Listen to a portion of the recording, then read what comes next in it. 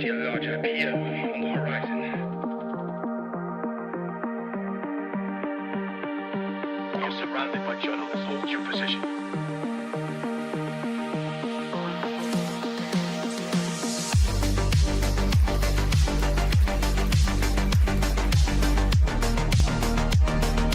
Overnight success. The Blazinator 3000.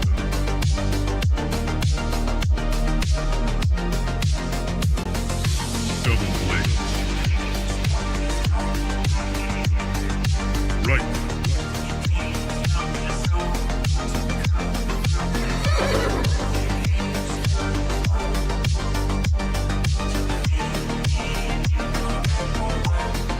That's misinformation.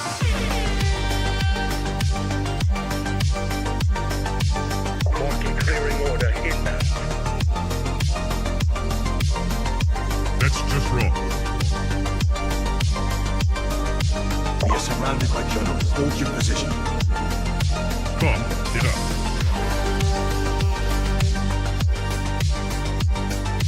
Trust the experts. Vibe coding. We are experts. Founder mode. Vibe coding.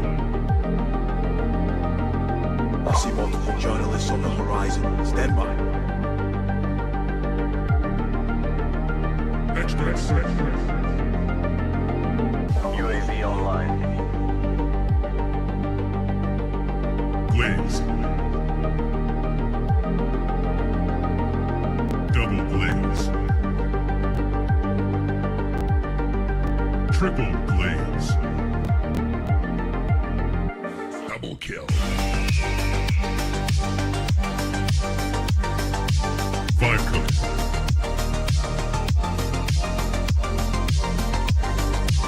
Wrong.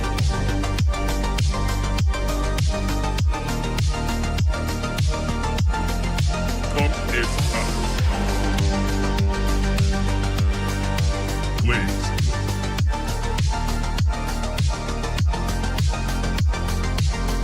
Team deathmatch.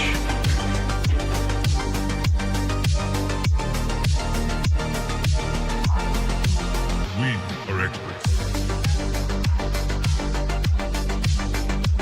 Triple blaze. That's just wrong. Right.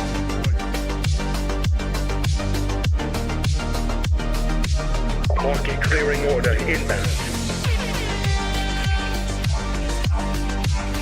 Come, get up.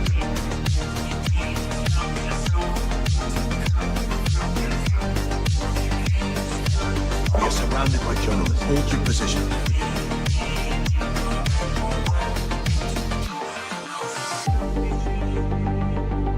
Strike one.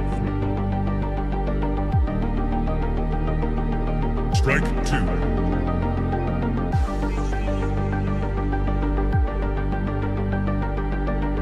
Activate Golden Retriever mode.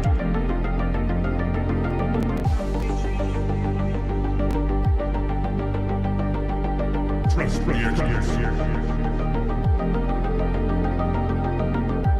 Market clearing order inbound. Vibe coded.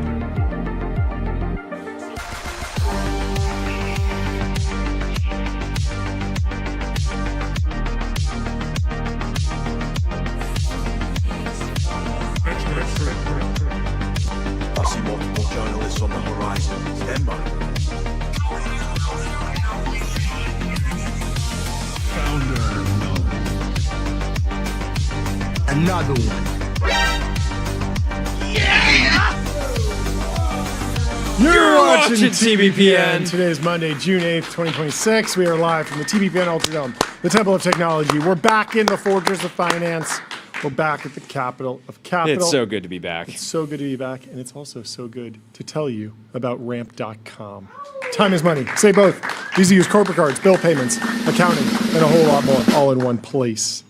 Oh, the soundboard with the stinger, with the ad read, chef's kiss. Chef's kiss.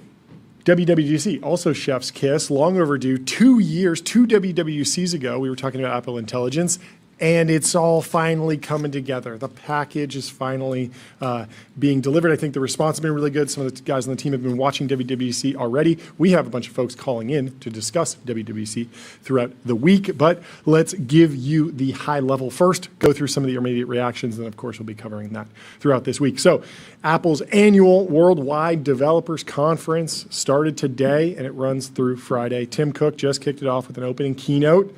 The theme for this year's conference is all systems glow. All systems glow. Little pun. Interesting. Anyway, we're finally getting answers about what the next version of Siri will look like. I think expectations are in a weird place. Like, they're high. Everyone's expecting like this next version of iOS, which is what they're demoing. That's the main thing of the software version. This isn't an iPhone event. This isn't a hardware event. This is WWDC about the software. Everyone's expecting that the software will go through an actual transformation, and the next version of Apple software will be good, and people will be talking about how good it is because they will deliver on a bunch of things. At the same time, expectations aren't so high like going into Apple Vision Pro, where people are expecting a breakthrough that's no other company has ever done before. All people are asking for is implement the best practices from ChatGPT, Gemini, Claude, like the stuff we know and love. Even Grok has like nicely interfaced into X, where like people say, hey, Grok, is this real? And it just pulls it up for you. I find myself on tweets just going, oh yeah, like I don't want to copy this text out and into another LLM app. I'm happy just asking Grok real quick for an extra detail or one more fact. Google search overviews. Like, there's been a lot of AI diffusion into products that's been good. Even Ramp, like Ramp has like chat interface where you can just say like, hey, how much did we actually spend on Amazon last month? And it'll just pull it up for you. And it's not like this revolutionary ASI, Well, here's the thing. It's just like they did a nice tool. I think they did a good job just letting the hype build or the interest build organically, right? You rewind a year or two ago, they were running billboards for Apple Intelligence, for Genmoji, all this stuff. So really setting themselves up for failure. So that stuff was overhyped, and I think this. And they were a part of it. They were of course. They were hyping it themselves. Of course. They were like, are we coded? Yeah, but it seems like they have the right partnerships and the right like product strategy at this point. People are familiar with these tools, so just putting them in different places seems reasonable. Models are good now, so make them available at the click of a button. Ideally, the Siri button, which has been completely nerfed for the last 2 years. Actually, more than that, because Siri has never really seen the adoption or product love that many other products have seen. And users will be happy. So Google AI search overviews are a good example. It proved that rolling out LLMs, rolling out LLM responses and LLM generated text, it can be nerve-wracking, but it's not rocket science. Like, you spit the text out where people expect the answer. There will be funny viral hallucinations. Like right now, even with all the crazy Google I/O news, amazing 3.5 foundation models, like they're doing really good stuff. DeepMind's really good, great team. Like, you still say disregard, and instead of just giving you the definition, it says like, okay, got it. I won't do that anymore, and it gets confused. So there will be those like viral, like jokey, wow, it failed, it flopped. That's going to happen to Apple, and that's not what Apple likes to deal with. Not at all. But I don't think any of that will show up in the user metrics. I think that churn and usage will be unaffected from the viral moment of like, oh, Apple, like the Apple text summaries, they're hilarious and they often hallucinate and get things wrong. You still keep them on though? I left them on. I don't mind them. And I think a lot of times they're sort of useful, and they're always delightful because they're funny, because they're so like hallucinatory. But your PR team will have many heart attacks, though, because you're not in the world of deterministic outputs anymore. So that's going to be a big cultural shift for Apple, I think, in this non-deterministic, stochastic AI era. But I think that they can get through it just by running best practices that have been established for a year or 2 years in the rest of the AI world. The other big questions that everyone's asking around, Ben Thompson's circling around this, open ecosystems. So will Apple lean into the OpenClaw Mac Mini boom at all? That would be interesting to see. Say, in the next version of the software that goes on the Mac Mini, hey, we're going to embrace OpenClaw. We're going to embrace AI agents. We're going to do things that make those tools more effective in our ecosystem. You already know and love the hardware. You're buying it nonstop. It's out of stock. But we could do more to lean into that community, or we could do less. We could say, hey, we're going to shut it down. We're worried about privacy. These are the two tensions that they're going to have to deal with. Will there be a pivot around vibe coding apps in the iOS App Store? You asked John Gruber from Daring Fireball this when he joined the show on May 29th. Fantastic interview. Had a ton of fun with the Grubinator. But it's a big question. And it's something that Apple is maybe they don't really have to respond yet. They're pretty quiet when things happen. They usually go and solve the problem. And they really don't want to talk about it. Yeah, but eventually they start. Like, they didn't want to talk about climate change, but then they did a bunch of things to get to like net zero and eco-friendly buildings and solar panels on the roof and stuff. And then once they did, they were really noisy about it because they were like, we are carbon neutral, or we will be by a certain date. And I think once they figure out how to make money on it, then they'll start. Which they should. It's which easy. I fully support. Exactly. So there's other questions. Will native iOS apps from other AI labs have more access to iPhone functionality? What's the pathway for ChatGPT interfacing, Claude, Gemini? If you're using those apps, how many hooks are there? Will they be able to siphon in your text messages? If you click, I want to share my text messages, my iMessage with my app of choice, or will you need to say yes every single time, which will be a huge burden to having that integration happen. There's a lot of social media apps that say, hey, we want access to your whole camera roll, all of it forever, and that's somewhat intimidating. You get a number of different options. You can say, I want temporary access, just take this photo. You can't see my whole library. Now, many people, maybe they just don't know, but they feel like they trust a lot of these maps, so they just say, yeah, take the whole camera roll. Sort of a crazy thing to do, that they can just download your entire camera roll if you press that button, but people have. And so what will the AI version of that be? And how deep will it be, and how much will it build on top of the Siri app intense functionality versus other APIs that are deeper in the iOS ecosystem? So lots to dig into, and I'm excited to talk to some guests. There's one last thing, which is, we talked about how Apple doesn't want to address eco stuff until it's like, okay, we got it solved. And I'm wondering if in the coming years, there's going to be pressure for some sort of response on the whole, phones are reducing the fertility rate stats, because I don't know if you saw, but there was another research paper that was posted, and Derek Thompson basically zoomed out and said that I wasn't convinced, and now he is convinced that it's like up to 30% of the reason for the recent decline below 2. And I don't know where you sit on it. Below the replacement rate? Below the replacement rate. Not good if you're a fan of humanity and having a high population. But that is something that you could see bubbling up to being something that big tech companies, social media companies, device manufacturers have to answer to when they're in free-form podcasts, basically. But you know that these companies are not going to want to address that, as opposed to the AI CEOs that are like, oh, you want to talk about it killing everyone? Absolutely. I'd love to talk about that for an hour. The PM of Denmark, or what country was saying, it's time to return, I'd rather my kids she specifically said, I'd rather let my kids smoke cigarettes than use an iPhone, which is crazy. But I don't know, maybe there's something there. Maybe the cure for cancer is right around the corner, but the cure for brain rot is not. It's possible. Yeah, and it's such a different debate because clearly a single drag on a heater is no good, right? You're ingesting poison. Yeah, burning ash. A single look at a screen, right, is not what is, reducing the fertility rate. So anyways. It's interesting. I don't know. I do wonder how that pressure would bubble up. The way we have dealt as a society in America with those big questions before the era where every AI lab CEO goes on podcasts and just talks about everything constantly, was in the hearings.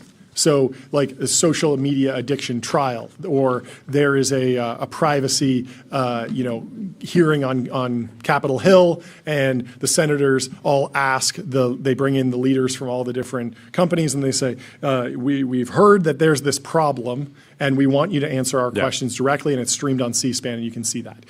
And so, that's where the famous "Senator, we sell ads" quote comes from Mark Zuckerberg. And you could imagine that if there was an administration and a group of senators that were worried about the birth rate thing, and they believed that the phones were related, they could bring in device manufacturers, social media executives, and actually ask them about this. Do you have data on this? So millions of people build software on top of the iPhone designed to addict people, capture as much of their attention as possible. Right? The Wall Street Journal app, and so for me, my screen time on the Wall Street Journal app is through the roof. It's crazy. It's crazy, John. But Apple can kind of sit back and just saying, like, we're not trying to make the device addictive. We're trying to make it simple, easy to use. It's a utility. And truthfully, like Apple, I think all of the native apps, none of them are brain rotty or addictive. They're very much like, this is the Maps app. It helps you get there. Close it when you're done, and our business relationship is done. Just say you're not addicted. They have ads to the calculator app. Yeah, they have some. But in general, their business model is not really aligned with like screen time necessarily, although it is in the broader sense, because if you're using this thing all the time, you're like, $2,000, I use it 40 hours a week. I can underrate it. Like, people buy an expensive bed and they're like, I spend half my life on it or whatever, Yeah, I always did think it was funny that there never ended up being the $20,000 phone, which there would be a pretty big market for. A lot of it's just the technology. Like $20,000 gets you like 5% more battery life, because like you need a $10 trillion manufacturing facility to actually deliver any bump there. It's not like 10x the price gets you 10x the performance, or 10x like you can't put a GB200 in here. You can't put a Tesla battery in here. It just doesn't work. Anyway, let's go to some reactions from WWDC. But first, I'm going to tell you about Console. Console builds AI agents that automate 70% of IT, HR, and finance support, giving employees instant resolution for access requests and password resets. So, vibes on Apple. iPhone. Yeah. I'm going to update your software tonight while you sleep. Next morning, iPhone says, I couldn't do it, bro. Just didn't feel right. Vibe was off. This is something that I didn't know was so common, but I think everyone's been in this position, which is like a funny thing. I think it has to do with how much the battery is charged. But lots of low-hanging fruit, hopefully resolved in WWDC. I did see a whole bunch of stats about just little performance gains, 30% faster opening of the lock screen, 30% faster on opening this app, and just little optimizations that I think will go a lot further. When we talk to Mark Gurman, he talks about how like the AI features are too abstract. People want battery life, cameras, beautiful screens, fast. Like they want the basics most of the time. And so I think this is time to chop wood. It would be funny if they effectively threw up a model card and they're comparing. It's like it's actually the bento box is the original model card. It's 2% better on.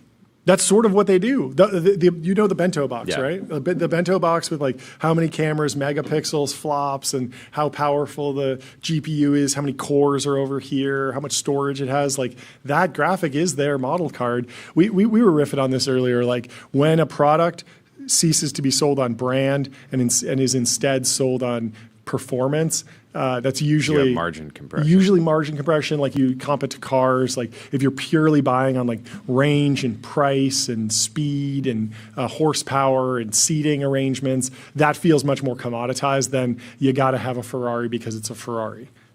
Don't ask about the specs. And I think for the Luce, this was the first time that people were talking about like, 0 to 60 in 2.5. For that price isn't actually that good. It's like, that's not the conversation you should be having about Ferrari. Yeah. You should just be like, it's a Ferrari. Stop, next question. Like, do you want one or not, right? Yeah. Anyway, speaking of Mark Gurman, hilarious post from Sam Henry Gold here. Of course, in jest, but they put up a Apple press release in the newsroom. Apple announces the death of Mark Gurman. It is done. It is done. Apple today announced the completion of Operation One More Thing, a multi-year initiative to permanently end the unauthorized disclosure of Apple's pre-release product information by Bloomberg intelligence reporter Mark Gurman. Gurman, who had for 16 consecutive years obtained and published accurate details about Apple's products before their announcement, has been neutralized. Operation One More Thing was completed on schedule, on budget, and without complication. They're not that aggressive towards Mark Gurman, but he is probably a thorn in their side. And here he is. He has a live blog up, live blog for WWDC. Go check it out at Bloomberg.com. Eric Seufert is leaning in. Why is he leaning in? Because Mark Gurman says something about WWDC. He says, in addition to the focus on AI, Siri, and major quality and performance improvements across the operating systems, I'd expect two other focal points today: privacy and safety features. I imagine Seufert is leaning in because privacy, safety features, not great for ad monetization usually. You're hiding more information. Tyler, what's been your reaction generally? Take me through whatever. Yeah, so I've been watching the live stream. It's still going on, so they're still releasing stuff. But I would say just on that point, they've been like every single time. Have you been watching or have you been studying? I was studying. Like every time they talk about a new feature with AI, they always say like, this is on a private cloud. This is like not public. This is like extremely secure. So they're really pushing on that point, I think. What does private cloud mean? I don't know. They're talking about like their own foundation models, I think. So they're trying to emphasize that. So it seems like they have. Have they said the word Gemini? I don't know if they said it, but it was on screen. So it seems like That's they have notable. the ability with their deal with Gemini to basically white label, fine tune, mid train, do whatever they need to, and then resell that with their own branding. That's a great deal. My question is like, who's inferencing that? Because there's a billion iPhone users, and if they're all pushing the Siri button all day long, and they're anywhere near the frontier, that's a significant amount of inference. And has Apple built some sort of secret data center that can serve that? Are they saying private cloud and really it's like a corner of GCP? Like, where is it? A bunch of Mac Minis wired together? Like, what did they do to actually build that private cloud? Because even if they did it, and it didn't show up in the CapEx numbers, didn't show up in any of the SEC filings, like it would show up in the emissions data and the ESG numbers, because unless they have some crazy solar nuclear powered facility, where's that inference coming from? I imagine some of it can be done on device. That's exciting. Yeah, Jonah says on device. Can it all be done on device? Like Tyler. I don't know. Groxon says they And brought also- up rate limits and a subscription plan. Huh. Did you Okay. see that? Yeah. I'll look for that. I mean, you don't have rate limits or subscription plan if it's on device, because why would you? And then also, you would never say private cloud if you're doing it on device. You would just say it's on device. Of course it's private. So private cloud means not on device. It's in the cloud. And so obviously Apple has a lot of data centers. They have a lot of cloud capacity across their productivity suite. Where are the photos stored? In iPhotos. Like, obviously those are stored in the cloud. They have a lot of storage. Like, everyone gets 2 terabytes when they get a phone. So they clearly have a lot of data center capacity, and they've done a lot to make that ESG compliant, but I'm very curious about where that goes over time. Anyway, we should move on to the news from Friday. The stocks are already back up, but first I'm going to tell you about CrowdStrike. Your business is AI. Their business is securing it. CrowdStrike secures AI and stops breaches.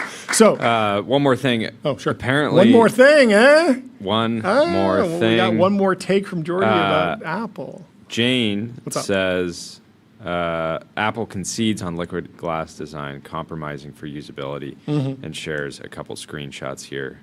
And so... Wait, so they're going deeper in liquid glass or pulling back from Pulling it? back.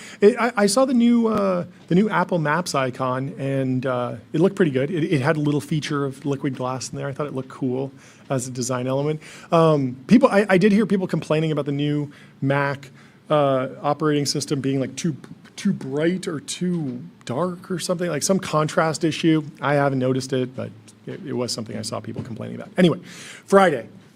Friday was a big day in the market. We were off, but the news kept moving, so we're covering it today. The Labor Department reported that the U.S. added a seasonally adjusted 172,000 jobs and that the unemployment rate remained unchanged at 4.3%. So on the cover of the Wall Street Journal, U.S. hiring gathers steam, third straight monthly increase, slight decrease from the previous month, which was slight down from the previous month, but still in adding territory in the hundreds of thousands. So the bubble popped. The bubble popped. Friday was the worst day for the NASDAQ in more than a year, 4.2% down. It's over, but good news is that today we're back. We're up 1.5% now. It's officially 2003. People ask what year it is. Reinflating. No, it's not reinflating. We're building back. The bubble popped. It's 2003 now. It's not 99. It's not 2000. It's 2003. We're well past the bubble popping. Got it. Right? So, but actually, quick explanation of what happened. So, the U.S. labor market is really picking up. 172,000 seasonally adjusted jobs added in May. Third month in a row. Decent amount. A lot of healthcare stuff. For the World Cup.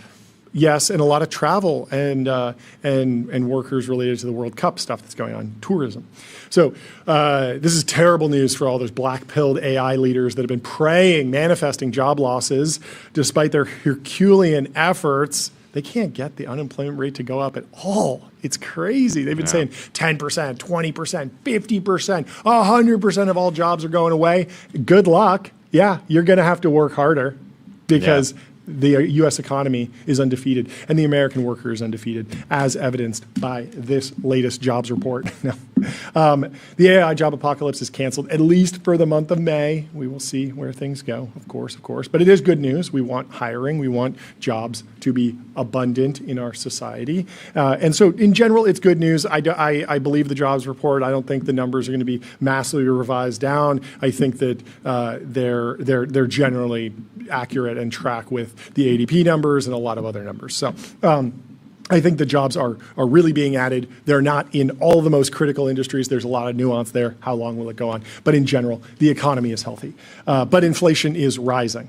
The closing of the Strait of Hormuz has spiked the cost of gas, and overall prices have been increasing more quickly than the Fed would like for some time. Even before the Strait of Hormuz, inflation was running a little hot. Yeah, well above the 2% target. Yes. For basically as long as I've been an adult. Yeah.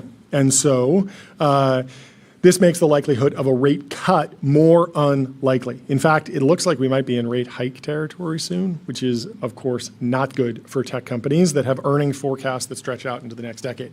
So the silver lining in high rates, if you want some copium, is that at least the Fed has something useful in the tool chest in case the economy does slow down. Like we're running hot. We have high rates. At least there's room to cut to 3%, 2%, 1%, 0%, if the market's selling off, if the unemployment rate's going up. You have something in the tank, whereas during COVID, like the rates were already so low, there was a lot of unemployment all of a sudden, and it was just like stimulus, spend a bunch of money, mail everyone a check. There wasn't that much that the Fed could do. Yeah, there was a time that we couldn't imagine this level of speculation in the markets at something like at where rates are right now, right? People that were sort of born in the ZIRP era, with all the speculation right now is by itself an argument to raise rates even further. Yeah, totally. Well, once the rates spiked off of like that 3% jump, like the end of ZIRP, it was like, okay, like there will never be froth again, certainly. Certainly, like tech stocks will never see meteoric rises. A friend of mine, Blake, made bumper stickers that just said, please, God, just one more bubble. And God delivered. Okay, so the other story. VC horror stories. This was kicked off by Greg Eisenberg. I didn't realize that he was the one that started this whole thing. He kicked the hornet's nest, and everyone came out of the woodwork with their VC horror stories. So he said he had a big discussion about founders' bad experiences with venture capital, and a number of high-profile firms, VCs, caught strays. Mercor CEO Brendan Foody detailed what he calls the Sequoia scam. which is something interesting we should actually dig into. Cloudflare CEO Matthew Prince accused Vinod Khosla of offering to invest in his Series C only if he would fire a few of the people at the pitch meeting who had just left the room momentarily to go to the bathroom. See, there was a separate, so Greg Eisenberg, I was really crossing wires here because Greg Eisenberg is the one who says, he says, I was once pitching in a boardroom at a top 3 VC firm for a $15 million Series A. That's pretty easy to narrow down.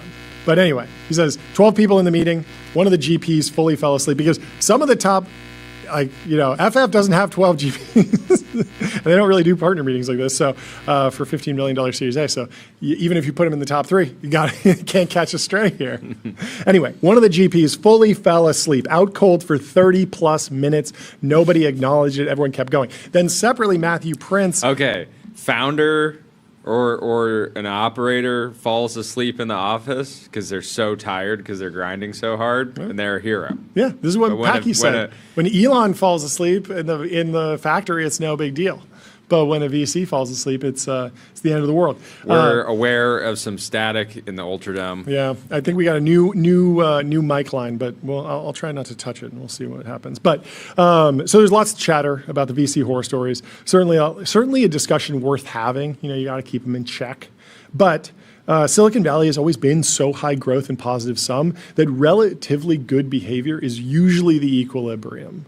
It's pretty rare that you get a really bad VC because even when a startup fails, investors can't write off the founder entirely because they might start the next generational company, and so they might wind up giving on a non-VC friendly sort of acqui-hire because they're help them land a paycheck somewhere, get a job, serve as a good reference, maybe even fund the next product in the next company because they're just like, this is an iterated game and we don't want to have you on our bad side forever.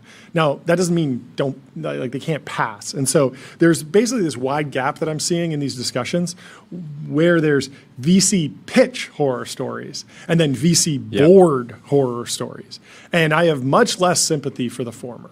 Like, I don't really care about VC pitch horror stories all that much because you can just pass. Because a lot of founders will have 50 meetings for financing. Yeah. You would expect at least a couple to just be terrible, right? The person didn't know who you were, didn't read the materials ahead of time, was rude. And you might want that person. Didn't show up. Didn't show up. You might want a checked out VC who's just going to let you cook. And they're like, yeah, I see this purely financially. My team crunched the numbers. I'm in, but don't count on me to value add. Like, I'm not going to be in the weeds with you every day. And then there's a different VC who's like, I'm going to be in the office. I'm going to be your back office. The best VCs will not even tell you, oh, I'm going to be grinding for you every day. I'm going to be helping you get all your key hires.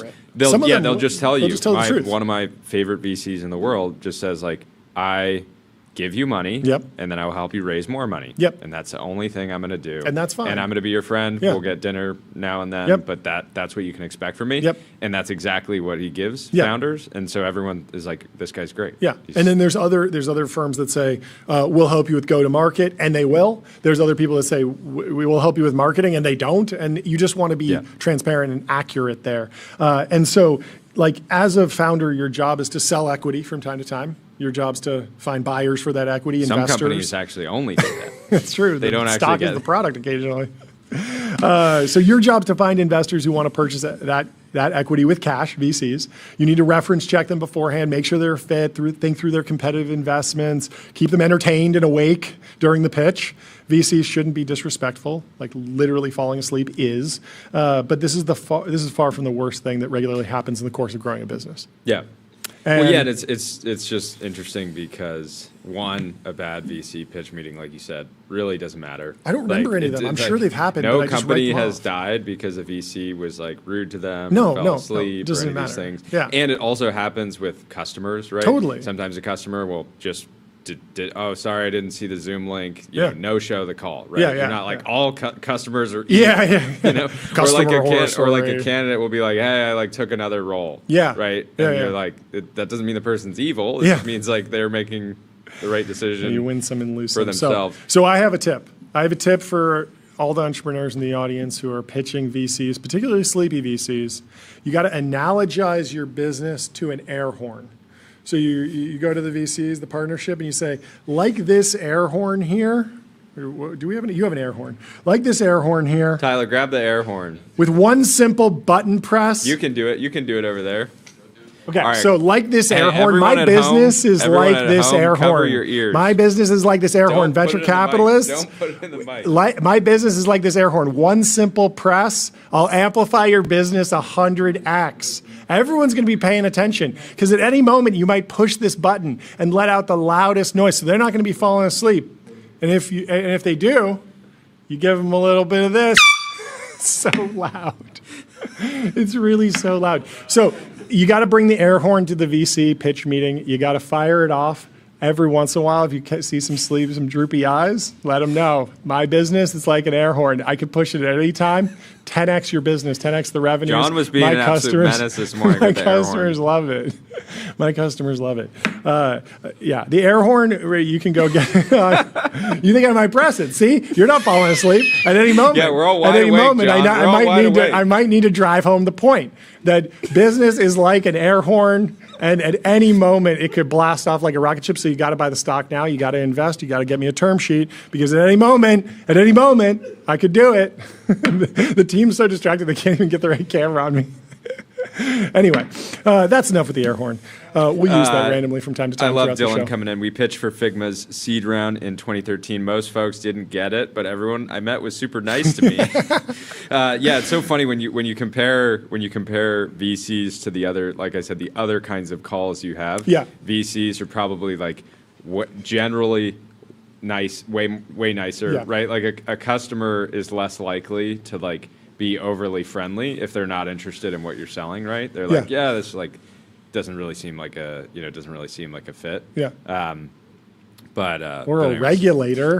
Brendan. Talk to any VC. Brendan from talk to any Mercor. founder who's dealt with a regulator. Like, you look at like Brian Armstrong. Has he had any problems with VCs that match up with what he's dealt with on the regulatory side? Washington. Those meetings, everyone's asleep, and they're like, "Oh yeah, like we'll get you approval in the next decade." And we're actually trying to shut your whole company yeah, down. exactly. Like They're falling asleep, but as they're falling asleep, they're like, it's over for It's you. very rare that a VC is in a meeting with you and actively trying to kill your business. Every once in a while, they're like, okay, I'm going to go fund a competitor because I don't like this founder. And that's just like the competitive dynamic. You're in the arena.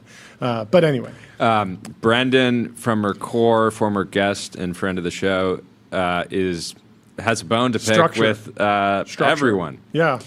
He's coming after YC. He's coming after Sequoia. He is. He says, in the last 6 months, I've seen half a dozen rounds where Sequoia invests in 2 tranches. Everyone pretends they only did the higher valuation. Founders misrepresent this to their employees and then shop it to angels too. Sequoia's blended price is blatantly deceptive.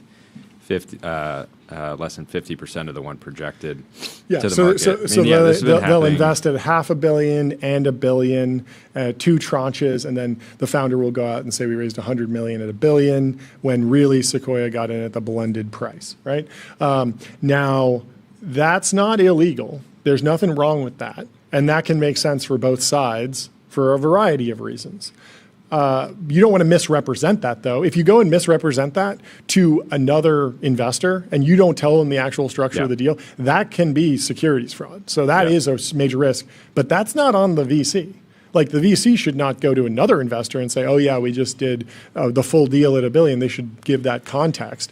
But that doesn't seem like it's on the founder in the same way. Unique thing. This is like classic. Like, all the crossover funds were doing this. Tons of funds have done this. I mean, also, this isn't some secret. Like, you go back to the original Sequoia YouTube investment memo, and it's tranched and structured. Like, they've been doing this for 25 years, and it's just like, nobody read the manual or something, because like if you actually study and know ball, like you would know that structured investments exist. But at the same time, I don't put it on every employee who's getting stock options and thinking about the heat on a company, and every journalist to understand that structure. So there is an impetus and a responsibility. Yeah, very aggressive and unnecessary to call this a scam. The quote, Sequoia scam, because Brendan also replied to his own tweet saying just 30 minutes ago, after the post had gone viral, in fairness to Sequoia, this is common practice in the industry 3 across likes all on that top one, firms. 1,000 likes on the other one. Brutal. Yeah.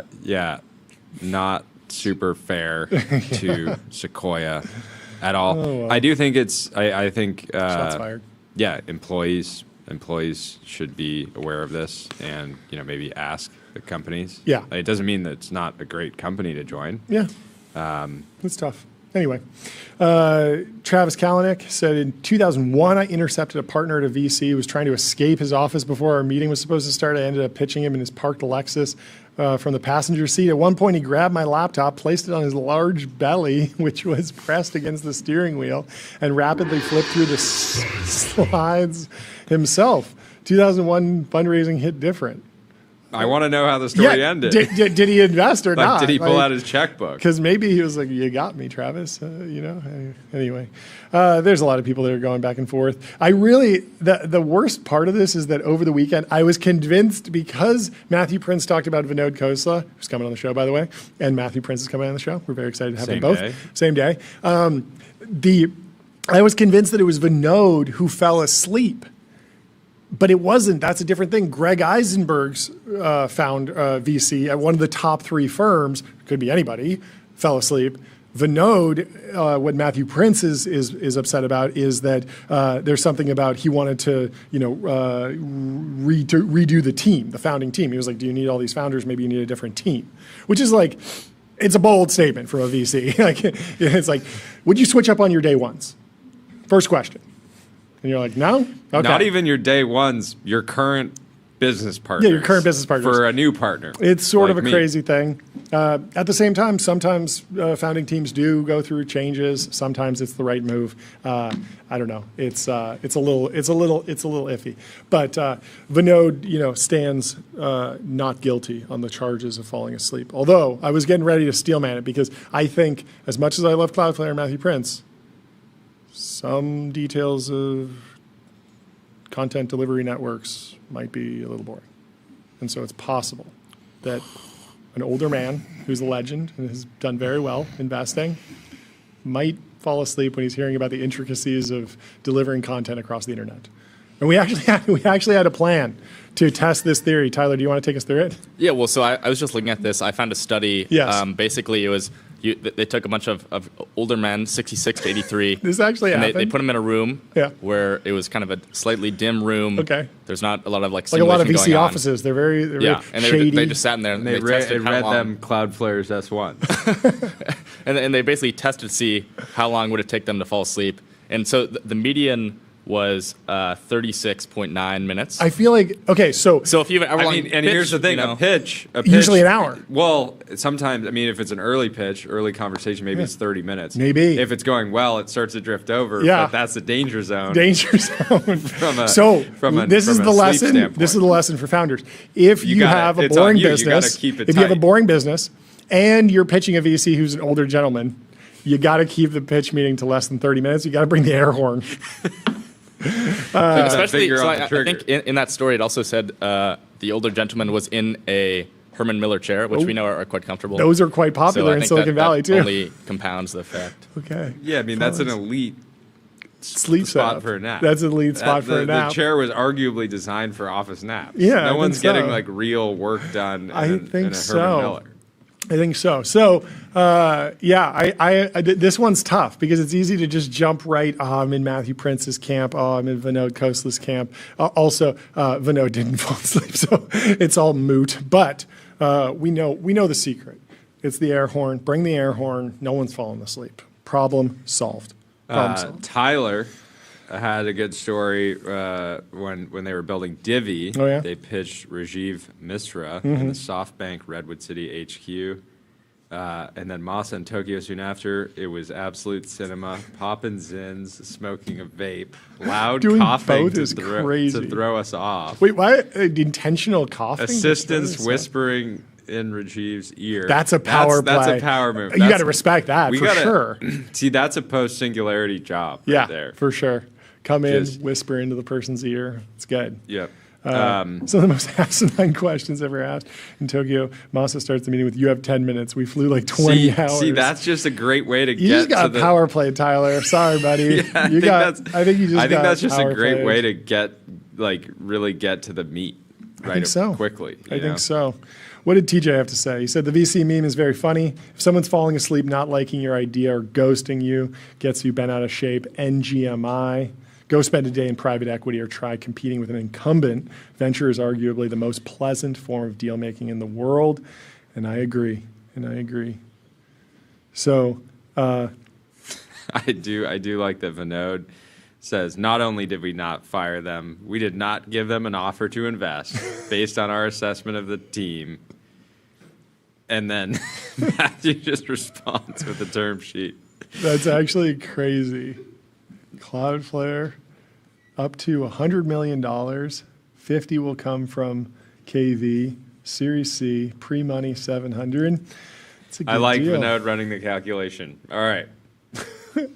Will I he give have it a receipts? 5% chance that he posts a term sheet. That would be absolutely insane. only a post-IPO founder that's trying to buy a ski resort would ever do something as crazy as that. He forgot to check in. Yeah. And of That's course, wild. Matthew Prince doesn't really have anything to lose at this point. Yeah. Well, And having some fun. fortunately, we're joined by another public company CEO, Will Marshall from Planet Labs. Planet now. He's the co-founder and CEO. First, I'm going to tell you about MongoDB. What's the only thing faster than the AI market? Your business on MongoDB. Don't just build AI. Own the data platform that powers it. And without further ado, let's bring in Will Marshall. Ooh, new graphic? New I like graphics the for stinger. Will. How you doing, Will? How you Good doing? to see you. Great to see you too, guys. How's It's it been going? too long. I feel like we barely got to talk when we met a couple weeks ago, but it's great to have you on the show. I'm a huge fan of the company, and but I want to go so much deeper. But since it's your first time on the show, why don't you kick us off with a little bit of the backstory on yourself and the company, and then we can get up to speed with where Planet is going in the future. Yeah, sure. Well, for those of you that are new to Planet, basically we help make change visible, accessible, and actionable. Help people make smarter decisions around the planet by having a fleet of over 200 satellites, the largest satellite fleet doing Earth imaging. They take pictures as they're going across the Earth's surface. Yeah. We end up imaging the entire Earth landmass every day at about 3-meter resolution. It's a huge amount of data, but we track everything across the planet. So we liken it to Google that indexed the internet to make it searchable. We're indexing the Earth to make it searchable. With a combination of these satellites and AI on top, we're enabling people to make smarter decisions about what's going on planet Earth. Walk me through the actual rollout of those 200 satellites. Obviously, you had partners on the launch side, but do you make your own cameras, your own lenses, satellite buses? Like, the company has been in business long enough that you're sort of like pre-space economy boom where there was a small startup for every piece of the stack. But what was it like actually rolling those satellites out? Yeah, well, we're very vertically integrated. So we build the radios, we build the computers, and everything that works together. We buy chips, but all of our boards are custom, our telescopes are custom, our radios are custom. And so basically, think of it a bit like assembling a smartphone. It's that sort of complexity, a spacecraft.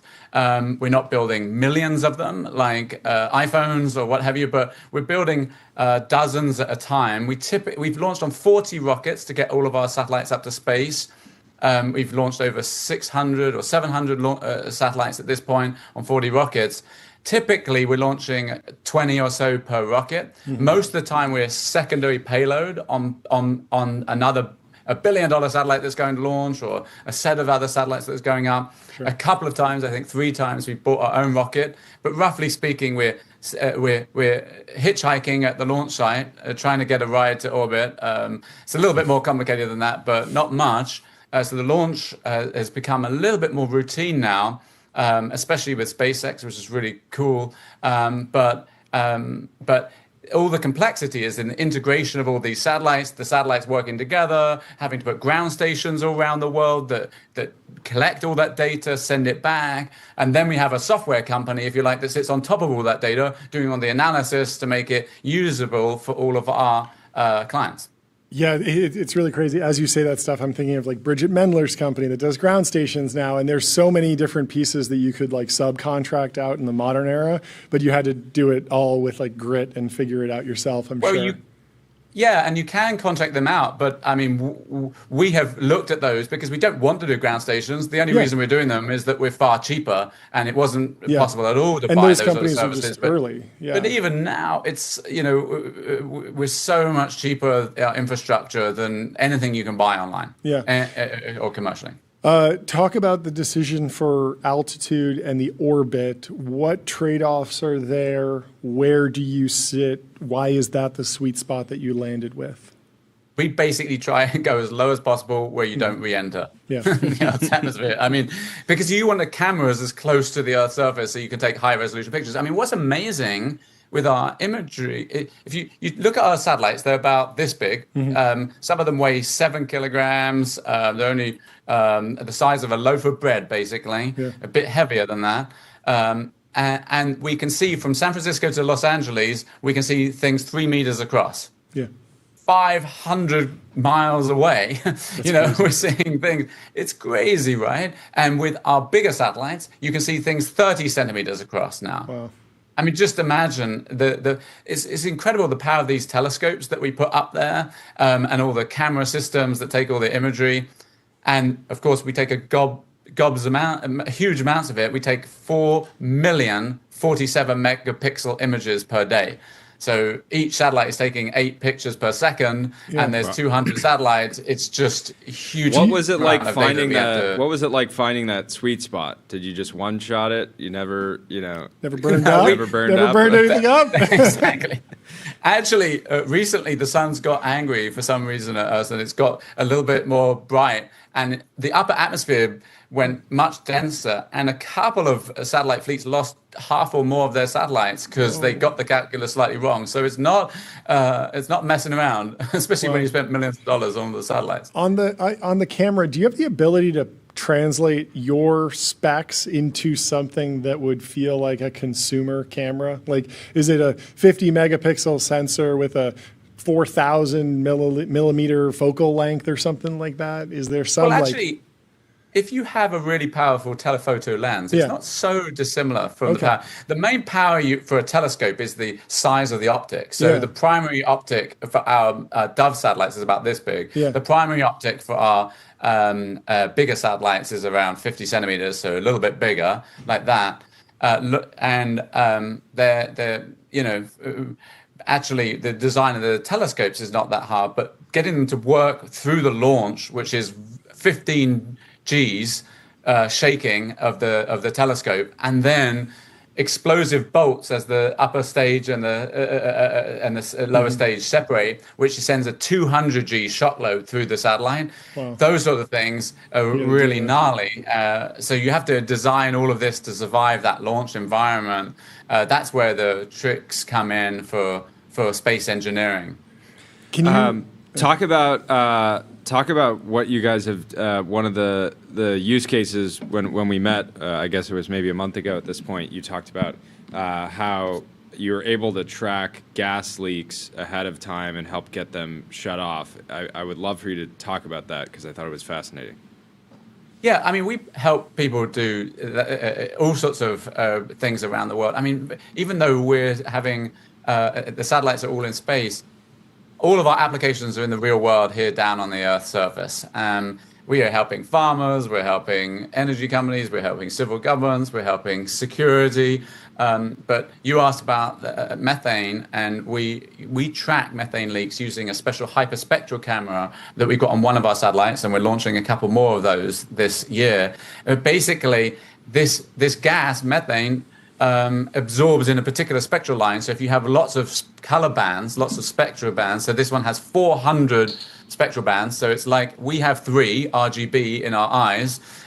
This has 400. And with those narrow bands, that you can detect these absorption lines, and we can tell actually the amount of methane in each leak as well. So we can then go along the gas pipelines of major oil and gas facilities, find leaks, tell them about it, and help them to shut them off. And no one, not the energy company, nor the environment, nor anything else, wants all these gas leaks. It's bad for business and it's bad for the planet. So we have detected thousands and thousands of these, and often these companies just go out and fix them. Another example, we track deforestation across the whole Brazilian Amazon, 8 million square kilometers every day. It's almost the size of the United States, a forest the size of the United States. And we look across the entire thing for any tree that has been cut down, illegal mining operation, illegal narcotics, and we send those alerts to GPS coordinates to the Brazil Federal Police. They go and stop the illegal action. And we've helped them to reduce deforestation rates 60% in the last 3 years because of that AI-enabled satellite data to work. And another example in Ukraine, we've been helping them track Russian movements. In Asia, we've been helping with Pacific Command, the commander of the US forces over in that region, to monitor China, the South China Sea. We monitor huge areas, give them alerts. Because what you want is to try and get advance warning of anything rather than having to go into war. So we're trying to help them have the data that stops wars rather than getting that. Does the government not have spy satellites? They do, but their spy satellites are better and worse at the same time. They're much, much higher resolution, but much, much smaller coverage. Got it. So they can see things that are much better. Reading number plates is the canonical thing. Whether or not exactly they can do that is a classified matter. But what they can see is much smaller than what we can do, at least 10 times better. But what they can't do is image all of China or all of Africa or all of Brazil every day. Because necessarily, if you look more focused, you look at a smaller area. And so there's a trade-off there. We're the only system that images the whole Earth landmass every day. So what is the pie chart of customers for you or revenue? Is it, I imagine you hear about like hedge funds. You mentioned a bunch of examples of the government, and it seems like even non-governmental organizations, nonprofits would be interesting. They probably pay different rates, but like where are the key drivers of the business? What are the different customers that are buying from you? Today, our biggest segment is defense and intelligence, so security. Yeah. Countries that need to understand their threats on their horizon, be warned of things. That's the US government, that's European countries, Japan, other countries like that. And we've just started a new program where if a country asks, we'll launch them dedicated satellites for that country. And we've done 3 deals where a couple of $100 million, and we launch a set of satellites for them. They take over the joystick over their area of interest. And if you like, they get ensured that it's just for them in that area. But most of our business is data sales. And I think the future is mainly commercial applications and civil government. So floods and fires and helping people, in the LA fires, we were not just the first image, but we could actually use AI on top that could analyze which house in the Palisades fire was damaged or not, and help the relief operators. The American Red Cross used our data to plan their operations in the aftermath of the fire and so on. But if we could get that data even sooner, that's even better. So we're working on trying to get the data ever sooner. But disaster response is an application. But most of all the commercial ones. So yes, hedge funds you mentioned. In principle, we have more alpha than any other company on the planet, I think, because we can track all those soy yields, or any other type of crop. We can track output from all the mines of all the different major commodities around the planet, all the shipping networks, all the other transportation networks. We, if you like, have an overview of all the different economic activity going on around the globe. And so we do have some hedge fund clients that do stuff. They shan't be named because they want to keep it private. But and there's lots of other commercial applications, energy, infrastructure, agriculture. We help with a lot of, we just announced last week that we're working with John Deere, helping them drive their tractors so they know when to slow down and speed up in the field based on the amount of crop in each 3x3 meter box. I mean, it's all terribly practical applications of our satellite data. So it sounds far away, like going to space, but actually it's having an impact here on the ground. There are apparently some Koreans in our chat that are investors. It sounds like have some questions around the new capital raise. Wanted to give you a chance to talk about that, why you're pursuing it, and what it means for the future. I can't read I can't read their messages, but I'm just sort of guessing. Yes. Yeah. Well. We just had our earnings last week, and we have plenty of capital, over $700 million on the balance sheet, and we're growing very nicely, 42% growth, which is the answer to life, the universe, and everything. If any Hitchhiker's Guide to the Galaxy fans out there, so we felt very good about that. But yeah, we did decide to raise some more capital, one of these ATM approaches, which basically enables us to raise at the market and when we want, and it's good to have more capital. It's good to have a secure balance sheet. It's dry powder. If we wanted to do M&A later, we haven't got an immediate need for it, but it's good to do that. We think that maybe there's other data sets, maybe there's other capabilities that we want, shoring up our supply chain. There's all sorts of things in this crazy world it'd be good to do to reduce risks. So we're trying to use the moment of a lot of excitement about planet and space generally. Space is hot right now, to get capital that can help us secure the long term. That makes sense. Last thing, any insights on what the latest Blue Origin explosion will do to the launch market over the next, call it 2, 3, 4, 5 years? Is that obviously it's a disappointment for everyone, but there's been some debate around just how much of a setback it'll be. I think every company like Planet wants more competition in the launch market, but how are you looking at it? Yeah, well, I mean, firstly, it's a real tragic event for the industry and not just for Blue. And it set back some of the lunar plans that the US government is. I'm wearing my Artemis 2 pin. That was such an amazing mission, but some of the later missions that actually landing humans on the lunar surface are going to need Blue Origin in their vehicle, actually. So it's a tricky situation. I was just messaging with the NASA administrator about this, and I hope we can come together to still do those really critical missions that are some of the most hopeful things that we do as a society when we send humans on things like that mission. So, but I think they'll get back to business relatively straightforward. That by the end of this year, they've already said that they should be able to be back on the launch site. I think that timeline is about right. What we've seen historically, companies getting back to the launch pad. Yep. It's not quite as damaged as people initially thought. So I really wish them luck in doing it. And there is a booming array of other companies that are building launch capabilities. So I think competition really is coming over the next couple of years, and it's exciting. And obviously, we're cheering it on. We're cheering all of those guys on. Yep. We are too. Makes sense. Well, we're cheering you on as well. Great to catch up, Will. Thank you so much for coming on the show. Welcome on anytime. We'll talk to you soon. Great updates. Hey, nice to see you. Goodbye. Before we bring in our next guest, let me tell you about the New York Stock Exchange.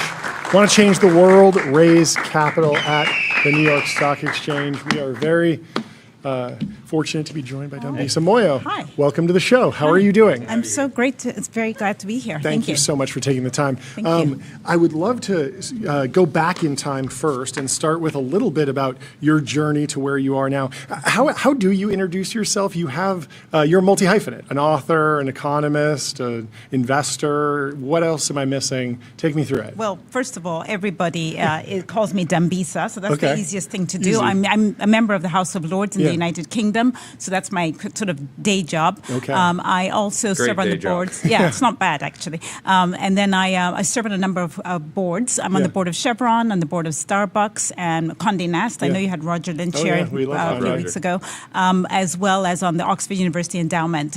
But my other day job, multiple hats here, is I'm co-principal of a family office, which is tech-based, actually, proceeds from a sale of a SaaS company in 2018. Qualtrics, yeah, right? Qualtrics, yeah. Fantastic. Exactly. I love So Qualtrics. that's my... Let's stick with the board dynamics first, because we've been having a whole bunch of conversations about corporate governance in the modern era. It's at the top of everyone's mind because of governance of AI companies. And I'm interested in your lessons from working with these very important boards, very established companies you mentioned. Yeah. They've certainly had decades, if not centuries, to work out any of the kinks. Yes. And I'm wondering about your thesis on high-performing board management generally, because we've had Eric Ries from Long-Term Stock Exchange talking about different structures that have been the triple bottom line. There's so many different options, and I feel like a lot of founders, when their companies explode in value, they say, oh, maybe I'm different, maybe I should do things differently. Well. And I want to know how you weigh in on all this. Yeah, so the longest sort of company board that I've been on was a company that was over 360 years old. That was Barclays Bank. Yeah. And I think when you think about multiple centuries, most of these companies have already experienced a pandemic, probably in the 1918 to 1920 pandemic. Wow. They've gone through economic recessions. Obviously, peak 1929. You have a crash for 25 years. The Dow Jones Industrial doesn't clear. Not many people going through COVID being like, here we go again. Yeah, exactly. Been here twice before. Yeah, exactly. So I think nice. history is a great lesson. I think the other thing is advice that I received when I joined my first board about 15 years ago, which is anything can happen. And I think it sounds very flippant and sort of obvious, but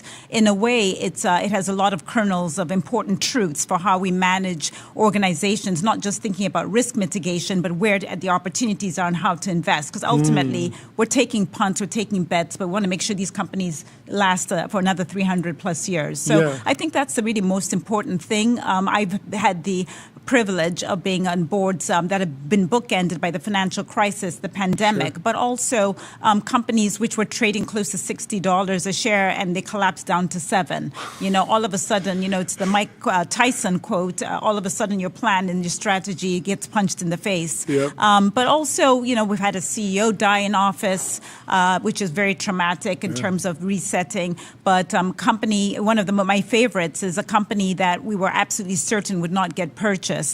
We were told that we were number 2 in the sector. This was SAB Miller. Anheuser-Busch was number 1, and people said there's no way they'll buy you. And they ended up buying us by issuing the biggest bond that year in 2016, and they bought the company outright. So anything can happen, and I think when you think about where we are today with the market valuations, and you think about where rates are, and even just this year coming into 2026, thinking that oil would be around $50 a barrel. Well, it's not, and how does your balance sheet play out in that environment? So help me square that idea of anything can happen.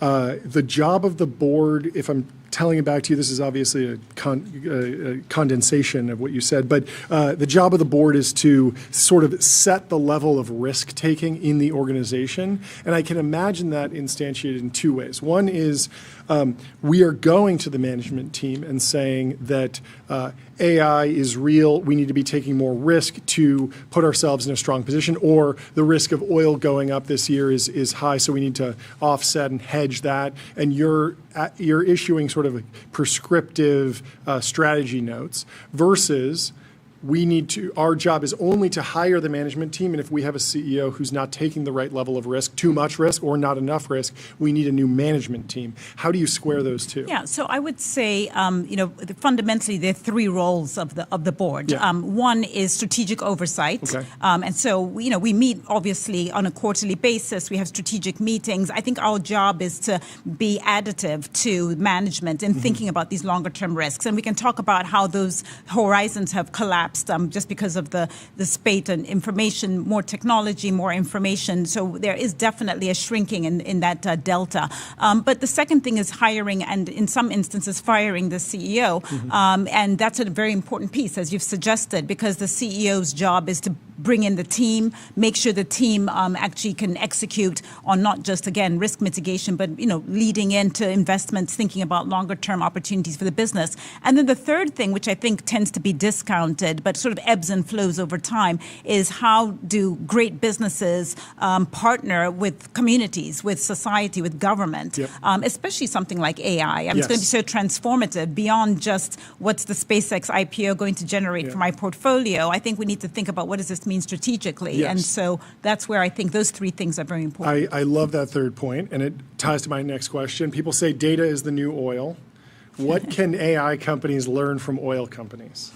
Well, I think there tends to be, in general, and I've been on boards of tech companies, I think we just have to make sure that people don't poo-poo a lot of the governance and the structural sort of muscle that we now know exists from 300 plus years of companies existing. So there's a lot of good governance, having an audit committee, thinking about strategy, having regular meetings, that balance between what management does in terms of tactics on a day-to-day basis versus strategic thinking and overlay from the board. I think those are things that people can very easily dismiss when your returns are so high, or you're 30% of the stock market. But I think really understanding what the purpose of the board is, especially for publicly traded companies where the board is really there on behalf of shareholders. And again, even that has changed. It's more stakeholders, including what the regulators care about and what does society care about more generally. So with the regulators, I have this interesting, it feels like we're in an entirely new era with the AI companies, where if you go back to the previous big organizations, like before we had big tech, we had big pharma and big oil and big tobacco, right? And each one of those companies went through a process of figuring out how they interface with regulators. And in the case of environmentalism and emissions, and also in the big tobacco era, there was a feeling that those organizations were brought to knee by the regulators, and that the executives at those firms sort of denied until it was staring them at the face in a congressional hearing,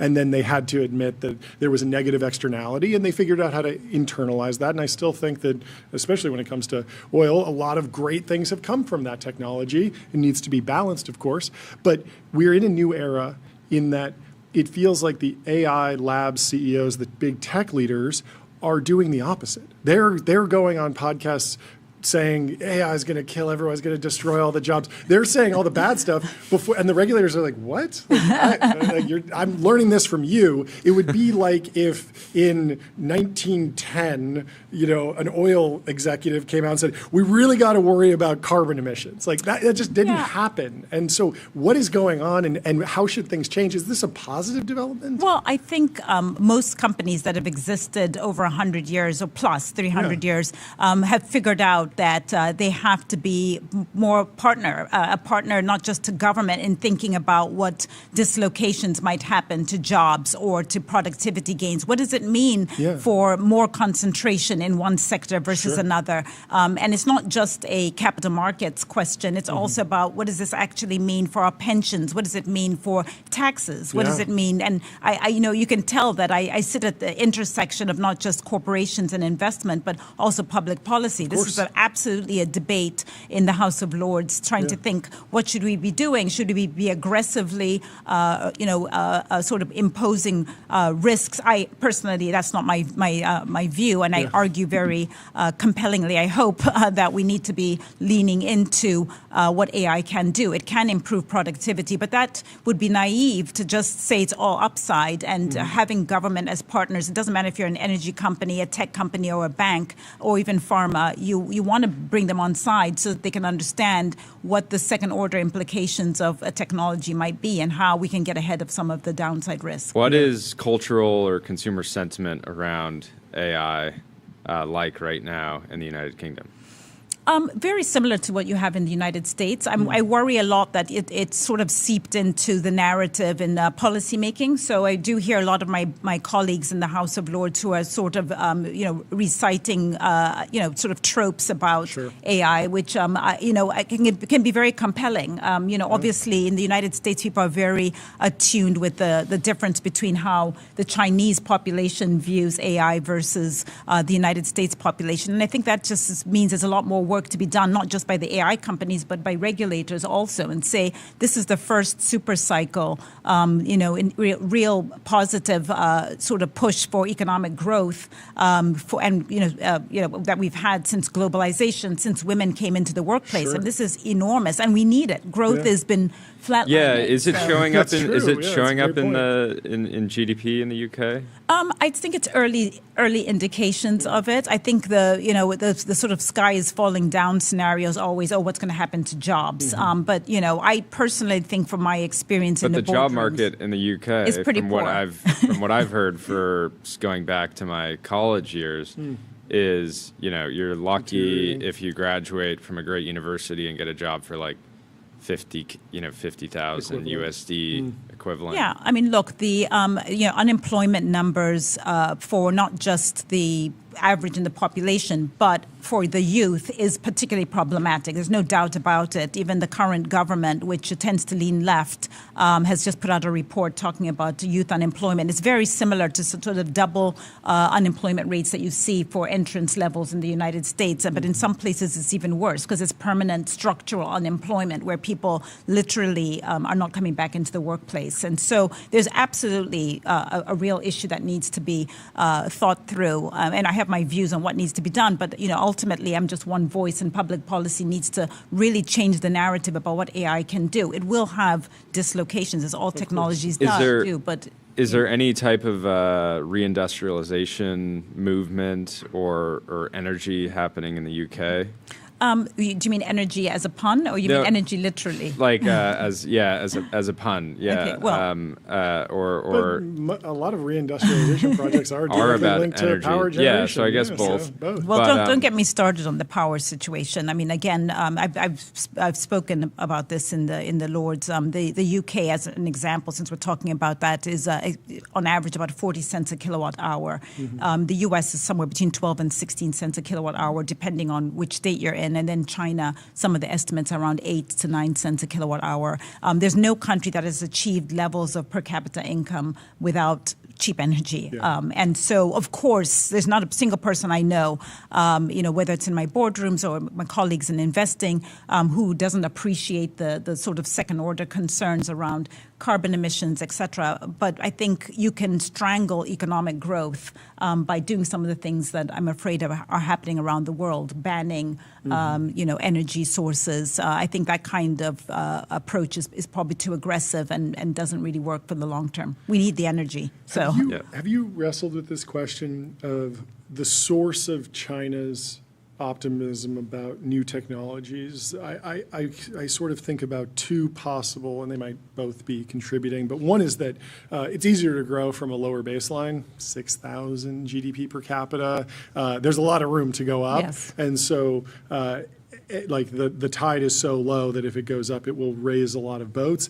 But then there's the other side, which is the actual, not just the economic standing of the country, but the actual political structure and the jobs guarantees, the works projects, the trains to nowhere and the empty buildings. Like, those are rough, but they can create a lot of jobs. And so I think that there's maybe less fear-mongering about job loss, because at the very least the CCP will put you to say, hey, go build a building over there, and maybe it's empty, but you don't really care because at least you had a paycheck and you showed up and you had a sense of purpose. Have you wrestled with either of those? I have, and I think maybe I'd add a third aspect, which is probably related to the role of the state, which is to say that a lot of the public goods issues healthcare, education are areas, even in the United States, that have not benefited from technological advances, partly because of regulation, but there are a whole host of vested interests, et cetera. And so if you take that hat and you think about how sort of AI is permeating through the Chinese population, a lot of it is through those same public goods, through healthcare and the Sesame sort of calculations, thinking about education, et cetera. And so, yes, it can be viewed as somewhat heavy-handed, but at the same time, I think people can more easily see a direct impact of benefit. Whereas, in the United States, when you think of AI, I think a lot of it is still disconnected from the average day user. People maybe will see it more in show up in terms of their social media or consumer. Apps, exactly. And so I think that's an area of opportunity, if you think about it, in the West, where a lot of the public goods costs, social costs that we know are coming, could actually be, I think, a net positive, not just for the GDP numbers, but also for people thinking more positively about what AI can do. Yeah. How are conversations going on the boards that you sit on around AI adoption? And particularly, we've been grappling with a lot of, CEOs need to experiment, they need to move quickly. At the same time, costs can get out of control, the risks, the benefits, not getting left behind. And then also just like, is your business even technology? Like Chevron, Starbucks, I'm thinking like AI could be a useful tool for some back office stuff, but the robots aren't going to drill oil or pour coffee yet.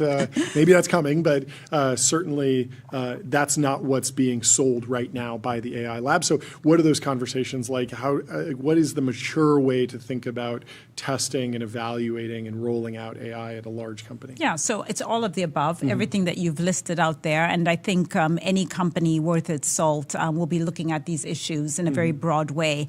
It's a learning curve, obviously, to state the obvious. And I think that what the best companies are doing is trying to figure out not only what does this mean for our bottom line, is this going to increase revenue and cut costs, and think about new metrics of how we compare ourselves, what are our new KPIs and the financial metrics, comparing ourselves to other competitors, other peers, but also other sectors. But I think they're also thinking about what does this mean for society? Is this a complete reshaping of how governments tax? If it's just going to be a handful of companies that are thinking about, generating revenue and concentrated success, concentrated returns, how do we then think about where our role is in that? Of course, also thinking about the job market. I mean, I think it's Henry Ford's quip about, you can't, you have to pay people a reasonable wage for the work because ultimately, in a very cynical way, but I think it's something that I think about a lot is you still need to think about consumers and who's going to. He said that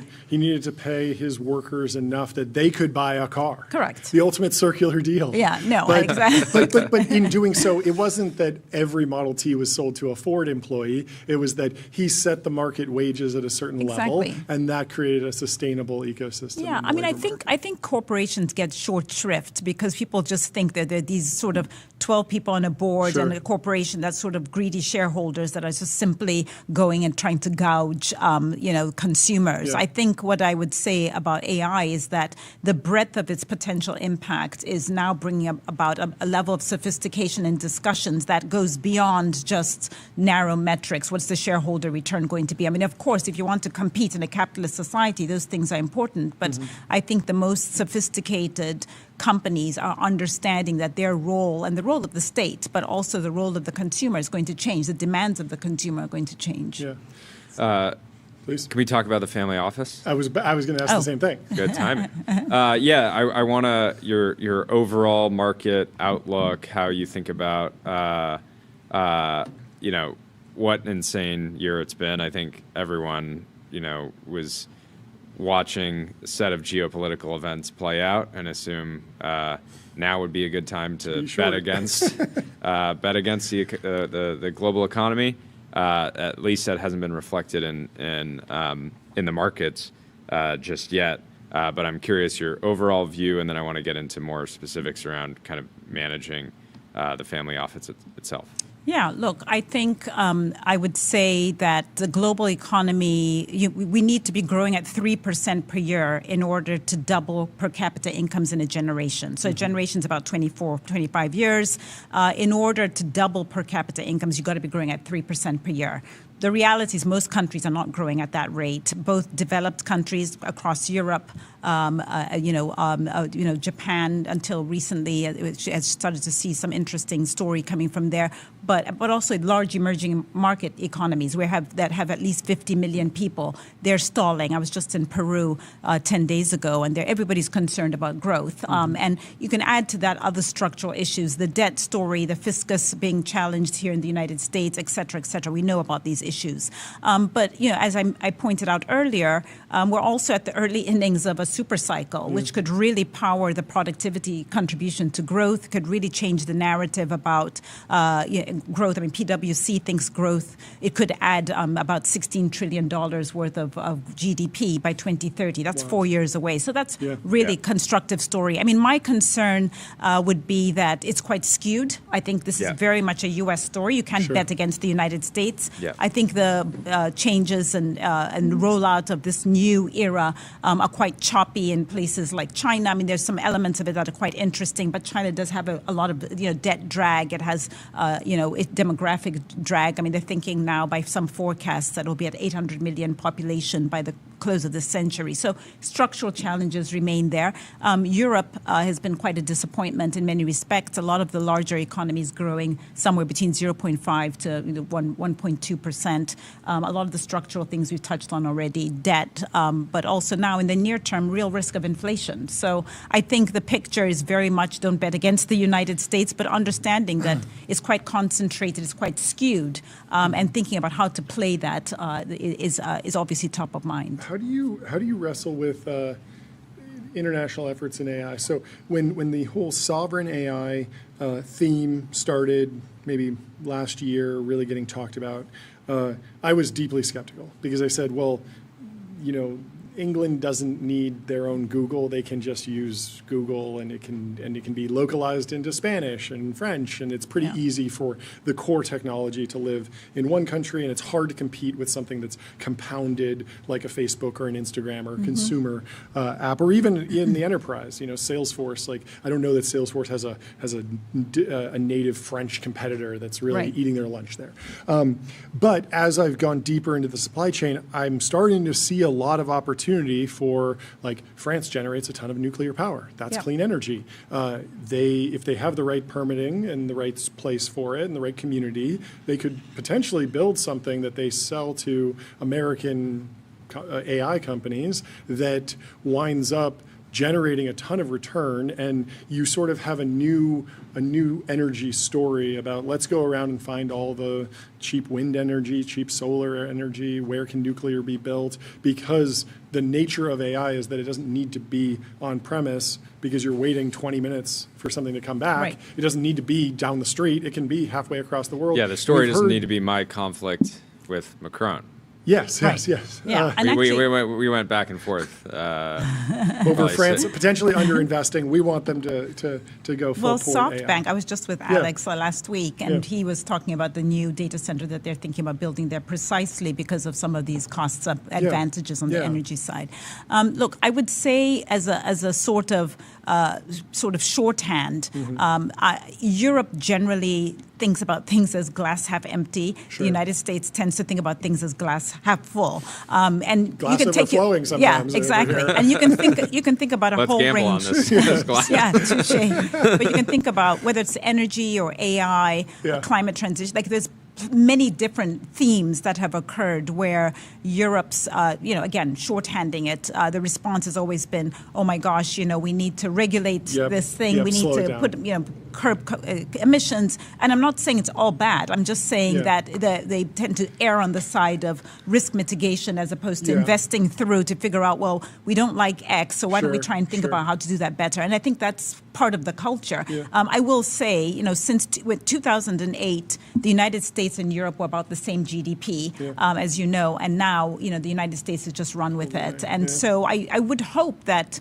a lot of I wouldn't count Europe out. I mean, the United Kingdom is the home of the Industrial Revolution, there's some kernels of goodness that remain in terms of rule of law, the stuff that everybody talks about. But if you do look at the top top FTSE companies, the stock market there, they tend to be pretty old and stodgy. Yeah, it might not be a Europe story, maybe more of a global story. I'm just thinking about, a certain region in India or Japan or Greece or Egypt might have some piece of the puzzle that they can now bring to bear because there is more demand for that. Like you could imagine a French company that's an expert in nuclear. Maybe they don't build another data center, nuclear power plant there, but they expand, they build the nuclear power plant somewhere else. There's another place that has a lot of land, a lot of solar. Yeah, I think it's comparative advantage is what you're alluding to. Yeah. And so, in principle, yes, but we're in a world of deglobalization, broadly speaking. So we can't, we can't dismiss the fact that the policy world has. Is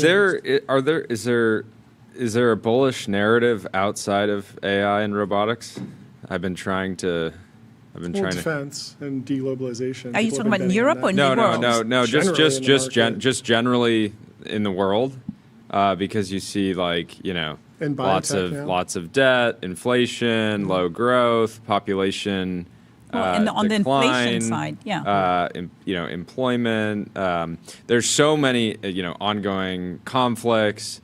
There's so many bearish and negative stories, and it feels like AI is the only thing really happening, and basically almost every country in the world saying we the $1 basically trillion have GLP-1 market would like a work for you. Okay. Biotech is another one. So much so that people on X, I think last week, were saying we're going to see the first $100 trillion biotech company.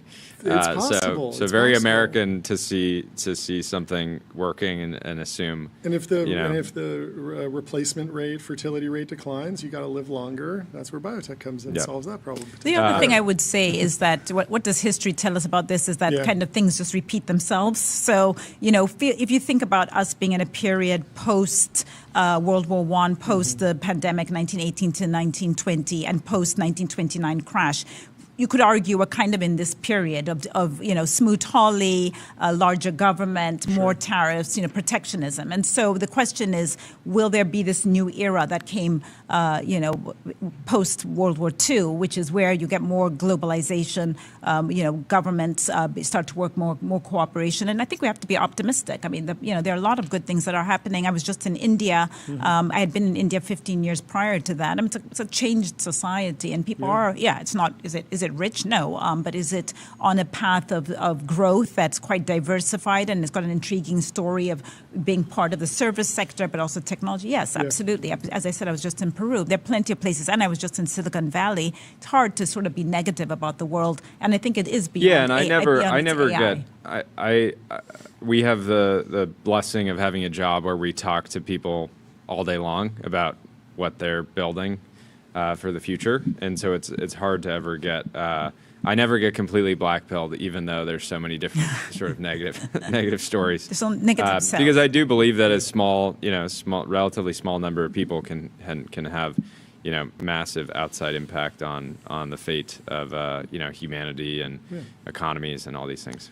Yeah. Well, that's a great place to leave it. Thank you. A message of optimism. I completely agree. And go Knicks. Oh yes. Go Knicks. Thank you so much. Thanks. I was in New York. I was in New York over the weekend, and there was some enterprising young kids that were doing a lemonade stand. Really? And they were giving discounts to Knicks fans. No way.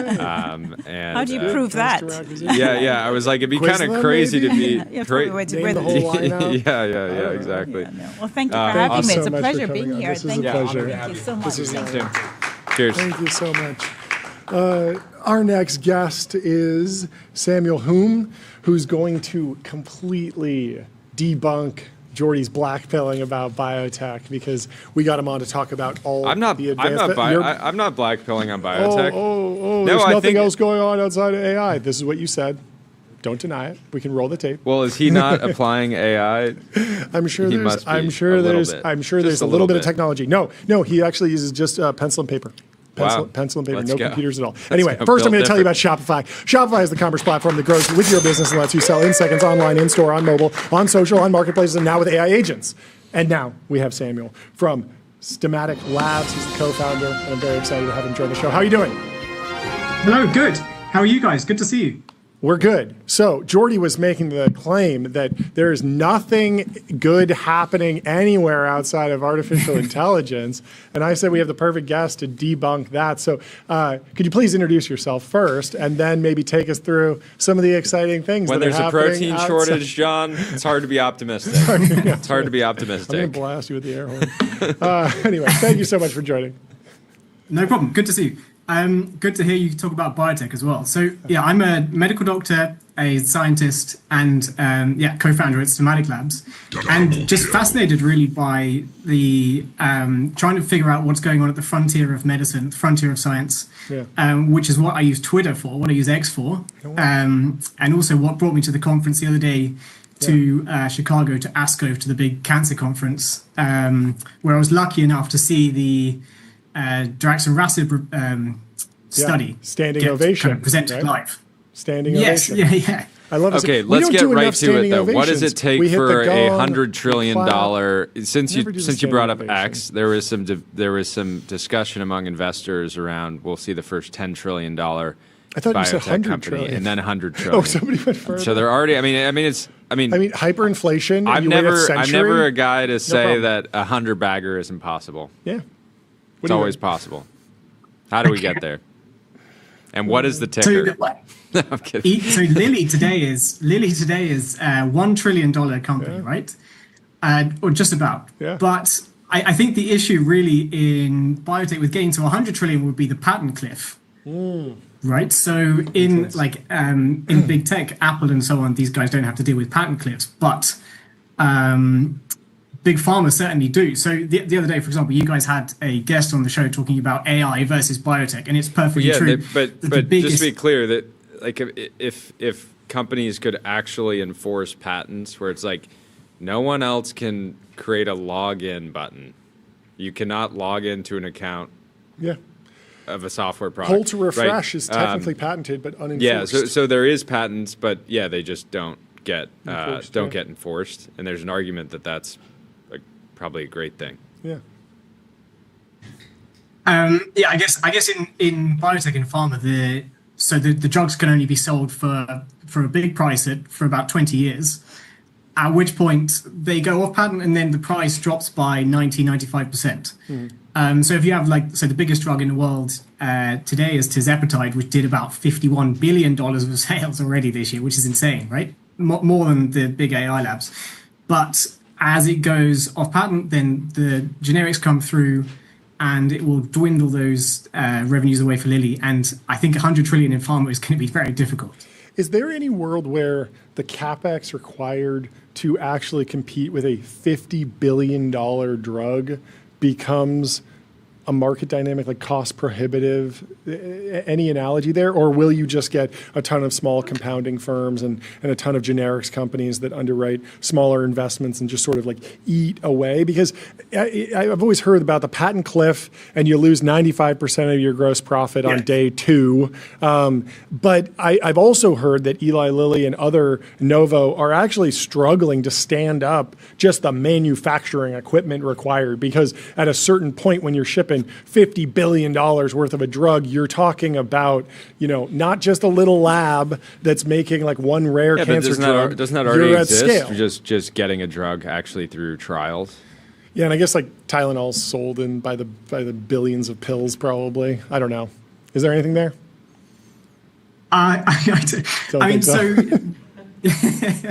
The trials themselves are very expensive, right? So to run a clinical trial, each patient in the trial costs about $50,000. And the big trials cost over $100 million. So that is kind of a moat in itself. But I'm not too sure about that. Is that speeding up or slowing down? like we generally have like the ossification of governments. Governments are getting bigger. It feels like it takes longer to get things at the DMV and whatever. It feels like things are slowing down. We're certainly building less houses. Permitting reform is top of mind on the right and the left. And I'm wondering, but at the same time, you have AI, you have all these tools that should speed up review. Do you have a feel for where we're going over the next couple of years? So I think it's still very slow, right? So from target identification to phase 3 takes about 9-10 years, and then even after phase 3, it then takes a long time for it to get kind of adopted in the clinic, right? Yeah. But can AI speed these things up? Yeah, absolutely. From kind of every step, I think AI can speed it up. Even like some of the paperwork is very slow, right? Yeah. What has China done on this front? The chat is steal everything. Sorry. No. I mean, like a lot of trials are happening there now, and just overall development because of the cost advantage. But I don't know about the speed advantage.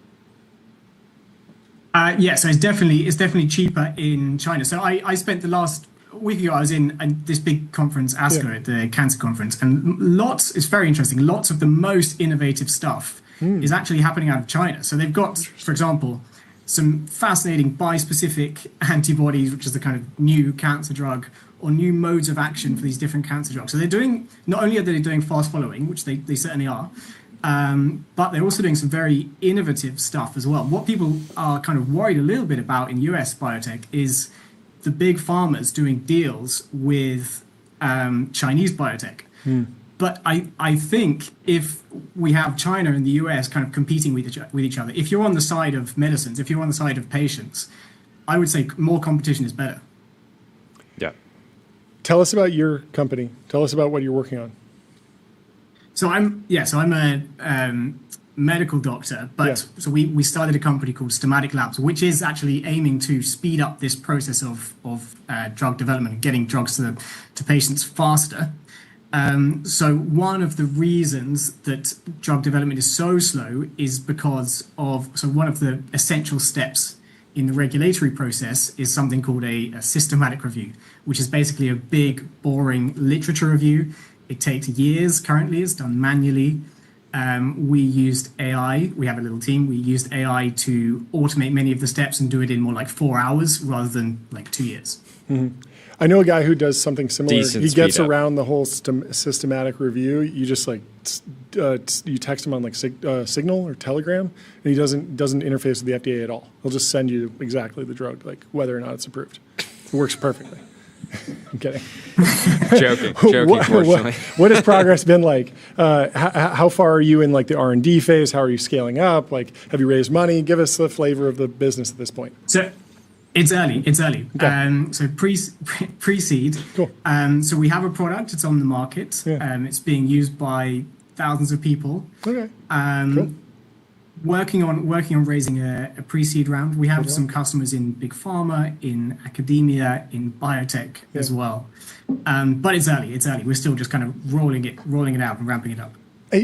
How, like, is there a market to sell software to the FDA? Like, because my dream might be, like, I'm excited about speeding up things for biotech and biopharma. Like, I feel like they will figure that out and you'll be a piece of that. But what I really want is like an API from the FDA where you can submit something and then it like programmatically runs or automatically runs like as many of the tests that it can possibly delegate to just tell you, okay, this is going to get flagged, or like you have a typo here, or you forgot to attach this document. And so you're getting like this red, yellow, green response from a robot. And then at a certain point you say, okay, I'm passing all of the programmatic, like computer-based checks. Let's actually call in a scientist from the FDA who's in short supply and have them review it. But I have no idea how you would actually go about getting that into the FDA. Neither do I. It's a good idea. I mean, one thing one thing the FDA has said recently they're going to run these things called real-time trials, right? Yeah. So at the moment, what we do when we run clinical trials, the data are kind of blinded and locked until the end, and then they open it up and have a look. But if you could run a real-time trial, you can see if there's an efficacy signal or a safety signal early, and then stop the trial if it's working or not, and then get the drug either stopped or moved into patients faster. Yeah. So that's one of the kind of things that the FDA is doing. As for selling into the FDA, I'm not sure. Good luck. Hopefully you get there. I don't know. I feel like you should be speeding up both sides of the equation eventually. Yeah. But obviously it's early. Amazing traction, though. Thank you so much for coming. Wait, we didn't get to talk about the please talk about whatever pancreatic drug. Please, yeah. Was that part of the impetus for? Is it fair to say that pancreatic cancer is cured? Like, is that how far we can go, or is this just because standing ovation? I have high expectations. I'm like, okay, it's cured. So standing ovation, definitely high expectations. It's not cured. Okay. So the reason it's such a big deal, and the reason everyone was quite so excited the other day, and it's not an easy crowd to excite because everyone's kind of oncologists and scientists and so on. That is a good point. So the reason it's quite so important is really two reasons. So pancreatic cancer is a cancer with miserable survival rates. So 5-year survival is Steve Jobs famously. Yes. Yeah. It's about 3% for metastatic disease, and most disease is metastatic at diagnosis. And that number hasn't progressed in decades. Wow. That's the first reason. The second reason is because mainly this disease, pancreatic cancer, is driven by this one protein called RAS. And forever, really, this protein was considered undruggable, totally undruggable. Because it's this kind of small, little, compact protein you can't get a drug into. You can't design a drug to kind of fit in there, slot into a pocket. So what this company, Revolution Medicines, did is they used a very kind of innovative, creative approach to drug the molecule using a molecular glue. And if you do that and you put it in pancreatic cancer patients, they were able to double the median overall survival versus the standard of care chemotherapy, as well as improve quality of life, as well as, so the new drug has actually fewer serious adverse events than chemotherapy. So it's kind of creating a totally new double paradigm. it, that's taking the survival rate from 3% to 6%? So yes, so in the trial, it's the details are it's second-line metastatic pancreatic cancer, and the overall survival with the chemotherapy is about 7 months, and with the drug is about 13 months. Significant. I'll take those odds any day. But not cured. Not cured, unfortunately. But it unlocks a path to a cure that it's like the door was open to the mountain, to the hike. And now we're going on the hike. And that's amazing because before we weren't even on the trail.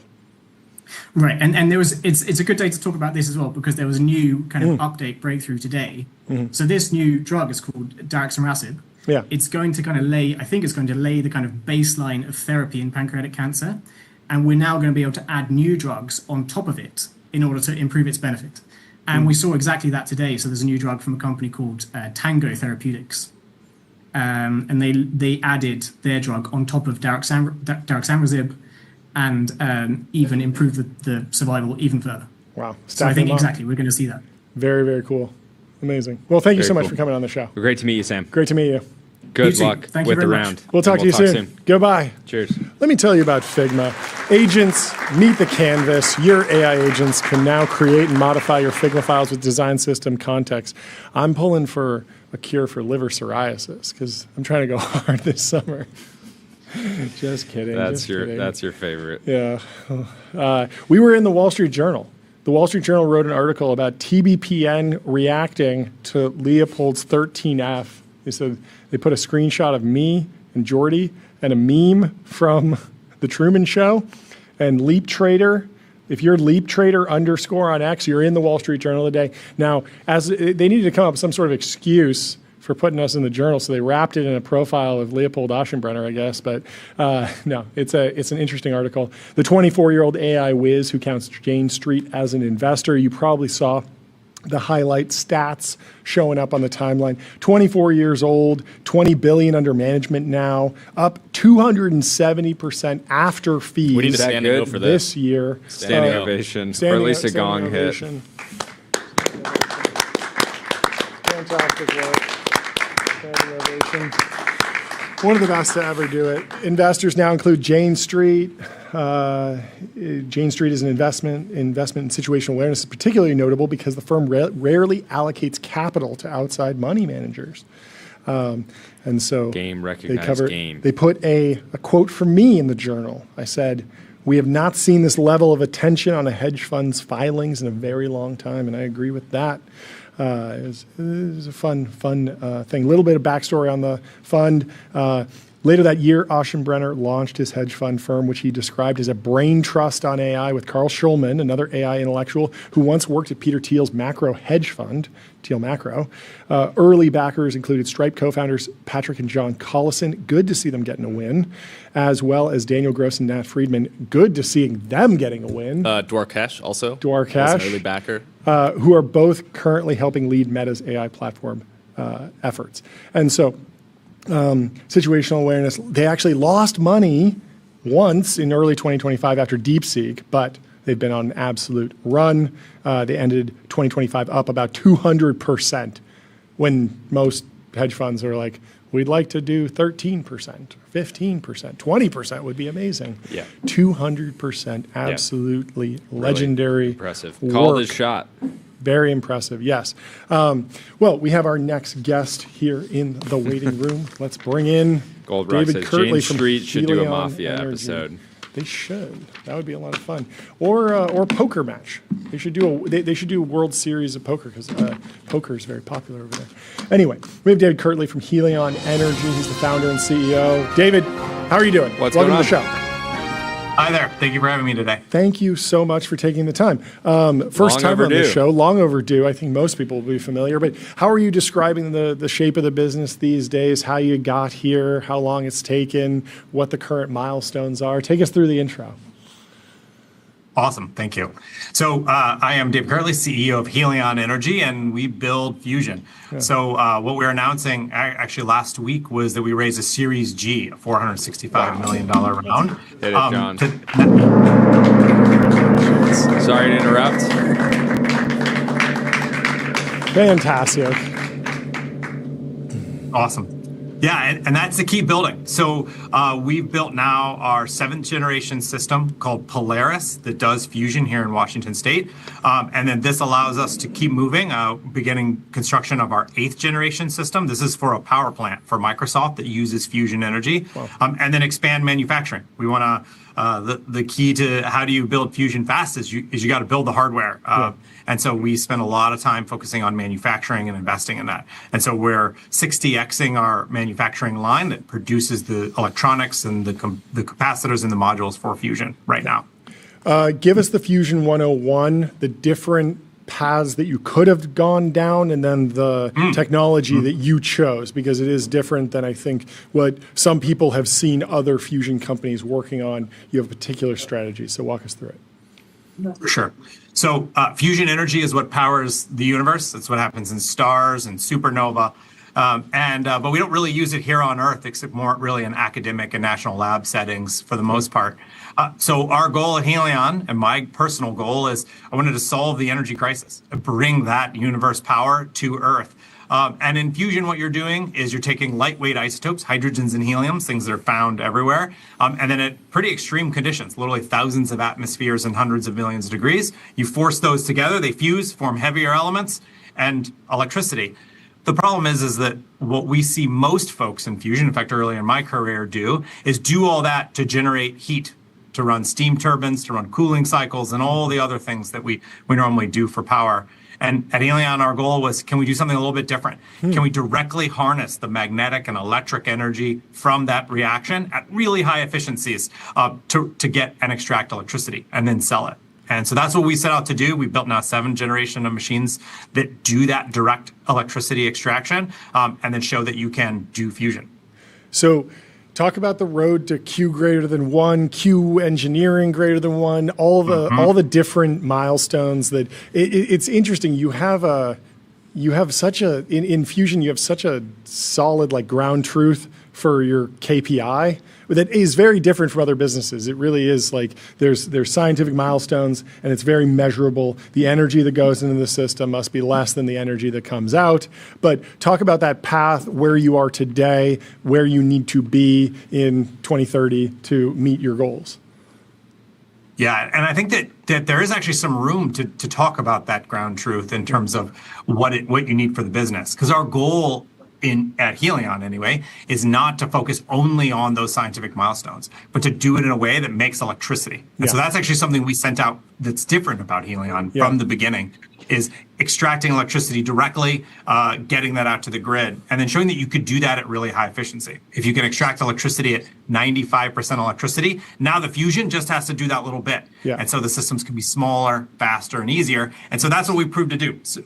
We've set out to do. So we built now 7 generations of systems, set world records for plasma temperatures, plasma pressure, plasma energy, and then also showed we could do some of the electricity piece of extracting electricity from it.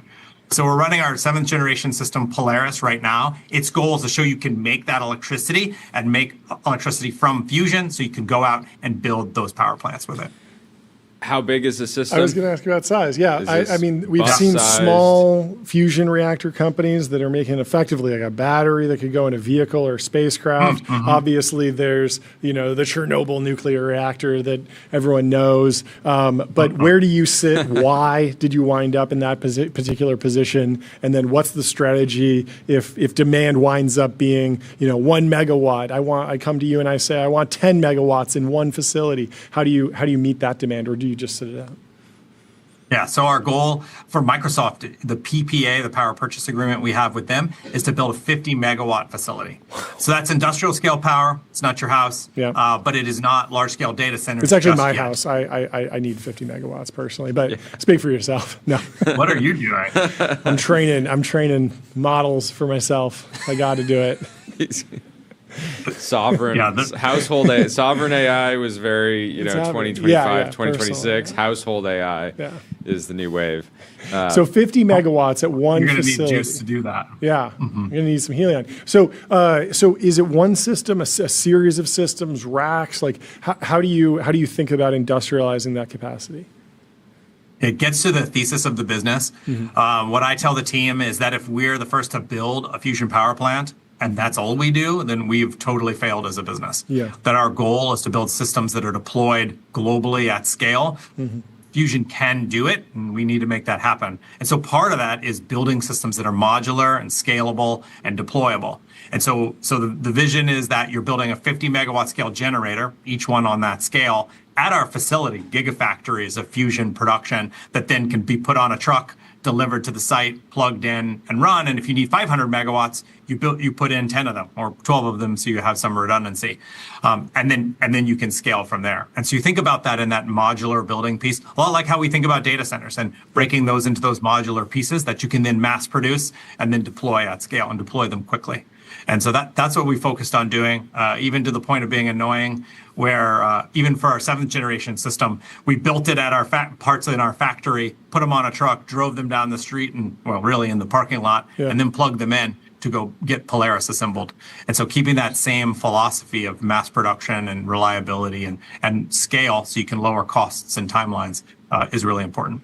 So what is the capacity of a single system these days? Because 50 megawatts. 50 megawatts, and then you we'll chain them together to get to bigger numbers for particular projects. Got it. Sorry, please. I was going to say, with the technology we have now, there's some fundamental physics limitations for fusion of trying to scale it down and scale. And so our goal is smaller scale if we can get there, but fusion scales to the big scale easy. Yeah. That's great. What are your timelines around the number 8, the PPA with Microsoft, all that kind of thing? Because we a lot of the nuclear founders that we've had on, everything's really exciting. It feels like it's happening, and then you ask about the timeline, and it's 2034.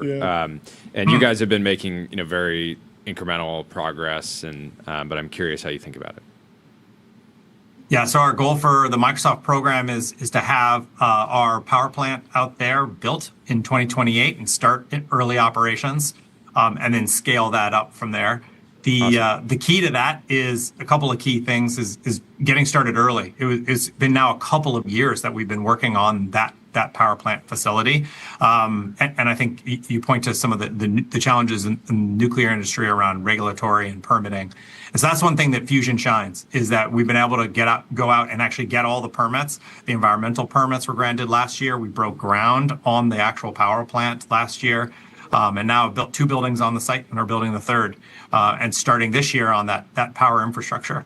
And so that's really exciting to be able to go get that hardware in the ground, get built, and then here in Everett behind me, actually in the factory, start building some of those early prototypes and components for Orion itself. And so that's what we're working on, all of that in parallel. It's a little crazy, but the world needs it, and we got to get it out there quick. It's happening. What's the regulatory side of the business look like? Do you need to go NRC test at a dome? Like we were more familiar with like the fission side of the business, which makes a ton of sense when someone's creating a new nuclear reactor. I'd like them to test it in a remote location under a dome in case it explodes. But there's a very different set of risks here. I don't know that there's anywhere near as many, but there's still probably some oversight. So what does that look like? So when we founded Helion, it was something I was really worried about because there wasn't a clear regulatory framework. And white space is good in a lot of engineering and science, but it's not great in regulatory and policy. And so we spent a lot of work on that. But the good news is 1.5 years ago, we got a law passed called the Advance Act, which very solidly, by going through the real technical rigor of what are the risks of fusion, the Nuclear Regulatory Agency made the determination, and then we got a law passed to support that the Nuclear Regulatory Agency does not need to regulate fusion. In fact, it's regulated by the states, by the Department of Health. So we're regulated like a particle accelerator in a hospital. Sure. It's still serious, and it's still industrial scale with lots of licensing and regulatory work. But the timeline is now on the order of 1 year or less rather than a decade. And so that's the big difference. And it comes to a lot of the safety cases of why fusion is just fundamentally different. And in general, if I tour Helion's facilities, there's probably no radioactive material anywhere on site. Is that roughly correct? Because you're not using plutonium or uranium? So we're definitely not using plutonium or uranium. The systems can't melt down, go critical, or any of those kinds of things. But it is still an atomic process, what happens in the sun and what we build here on Earth. And so we do have to consider, just like in a hospital, in a particle accelerator in a hospital, the radioactive materials. And there are some created, and we spend a lot of work making sure we can handle those. And so we've been licensed and regulated by the state to be able to handle those in that similar way for a number of years now. And so we spend a lot of time and have a big team that does it to make sure that we're handling this safely in a way that the public can believe in and trust. And it's really important that you do that and you talk about those things. Well, I'm glad you have more funding to work on it. And it's great. I'm very and the timeline is very exciting. Yeah. I'm now thinking about the opportunity to do the first fusion-powered podcast on site when you and Microsoft. We might have to call in a favor with Satya. Say, hey, can we siphon off? Borrow it? Can we borrow a little juice? Really impressive progress and excited to follow along. Have a great rest of your day. Congrats to the team. Thank you very much. We'll talk to you soon. Cheers, Goodbye. Let me tell you about public.com, investing for those that take it seriously. Stocks, options, bonds, crypto, treasuries, and more with great customer service. Let's go over to the retail corner, presented by Public, of course. Matthew Zeitlin says, the idea that SpaceX is being, quote, dumped on retail is a little silly. Retail almost certainly wants to buy like 10x of whatever's possible. He said, I'm just not moved by the index fund stuff. The index funds own the stock market. SpaceX is part of the stock market. What are you going to do? Go find a way to neutralize your exposure if you're so mad about it. That's a good point. With Public, you could create the S&P 499 if you want. But SpaceX isn't going to be in the S&P. I think it will be. No, they were the one. They were the one index that pushed back. I think the profitability hurdle has been met because of the new Google deal. I think that SpaceX, when they go public, will be. I think this is Friday. New. And I think that Google is now buying about $1 billion a month of compute from SpaceX. And between the Google deal and the Anthropic deal, and probably lower burn from just things generally, because you're going out and you want to make sure that you're in the fighting form, I would expect to see a profitable quarter very quickly that will lead to index still inclusion. not like 5 days. Yeah, probably not 5 days, but I would probably say within the first year it's possible. And S&P 499 is just an idea. There's other indices that it matters for. Can't the S&P NASDAQ just look at Goldman's Russell. estimate that they're going to have 470 billion in 2030? Good point. Can't they just lean on that? They could. No, they actually can't, because it's in their rules that you have to be actually GAAP profitable. But Elon is marshaling the profits from a variety of companies that have money to pay. But I take issue with this question of retail almost certainly wants to buy like 10x of whatever's available. There's so much available. It's not some low float, it's GameStop and like a bunch of meme traders can fire it up. Like, this is $60 billion. Like, I don't know that retail can deploy 10x that. $600 billion is coming out of retail, like Robinhood accounts. Are you kidding me? Like, no, I don't know that that's I don't think that maybe what happens is the indexes come in and they anchor, and then there's employee lockups, and then Elon's not selling. So the effective float is low enough that retail is actually fighting for shares and moving the price, and they are the marginal trader, which would be the biggest win ever, because then you can move the retail army off of talking about the moon and Mars and all the long-term stuff, as opposed to having a bunch of financial investors that are like, what have you done for me lately? What's going on this quarter? Which is not where that business wants to be. So I don't know. Chat's predicting a bloodbath for retail. We'll see. I don't know. Yeah, subtract my $135 from 60 billion. It's a lot. I still don't. I'm not putting in the dumping on retail. I'm just saying that, like, I think that Matthew, friend of the show, love him, but I don't fully buy that if the retail allocation is 10 billion, that there's 100 billion of demand, just because it's such a big number.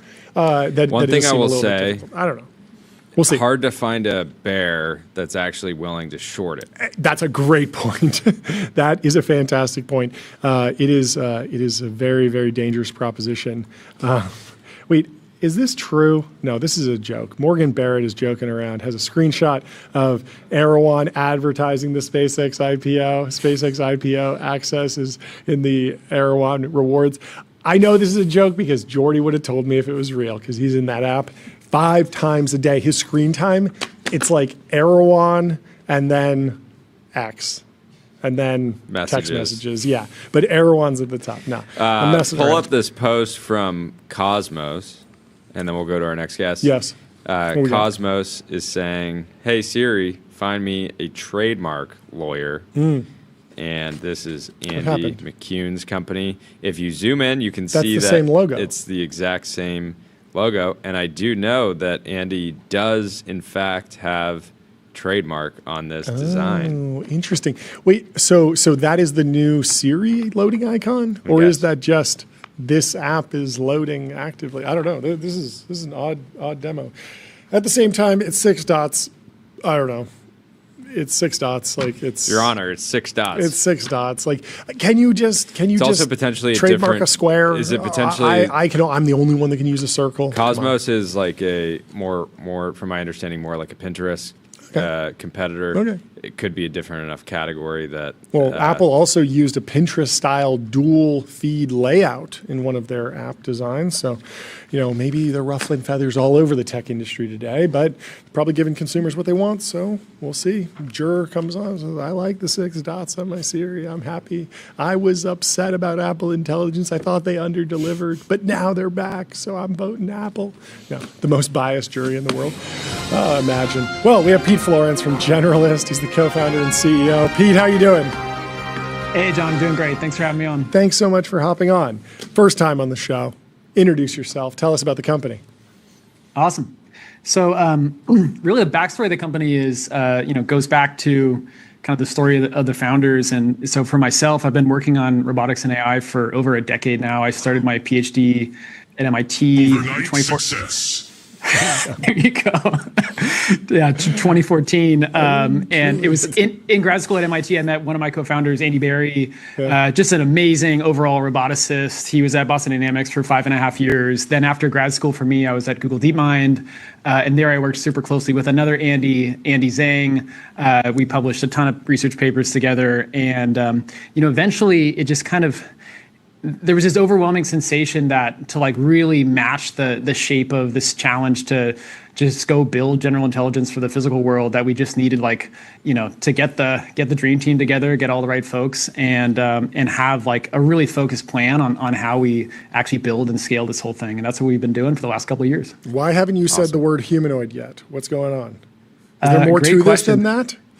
We think humanoids are awesome. A lot of people on the team have been working on humanoids for over a decade. Like back when I mentioned when I started grad school, that was the era of the DARPA Grand Challenge. Back like one of the first sort of big humanoid things. This is Rocco's basilisk. He doesn't want to say anything bad about humanoids. Yeah. He's like they're great. They're great. I'm not really working on them right now, but they're great. I don't want to say anything bad. There was those two kids. Because when they rise up, you don't want to be on the record saying. You saw those two kids in China. Yes. That got kicked by humanoids.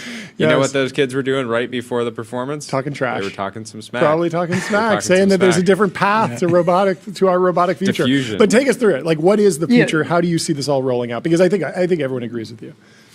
I don't know if everyone agrees. I mean, otherwise people wouldn't be spending billions of dollars building only humanoids. But I do think that humanoids are really, of course, like a form factor that makes a lot of sense for a lot of things. But we just think the future is much bigger than only humanoids, and there'll be billions of robots, and some of them will be humanoids, but there'll be a lot of other form factors too.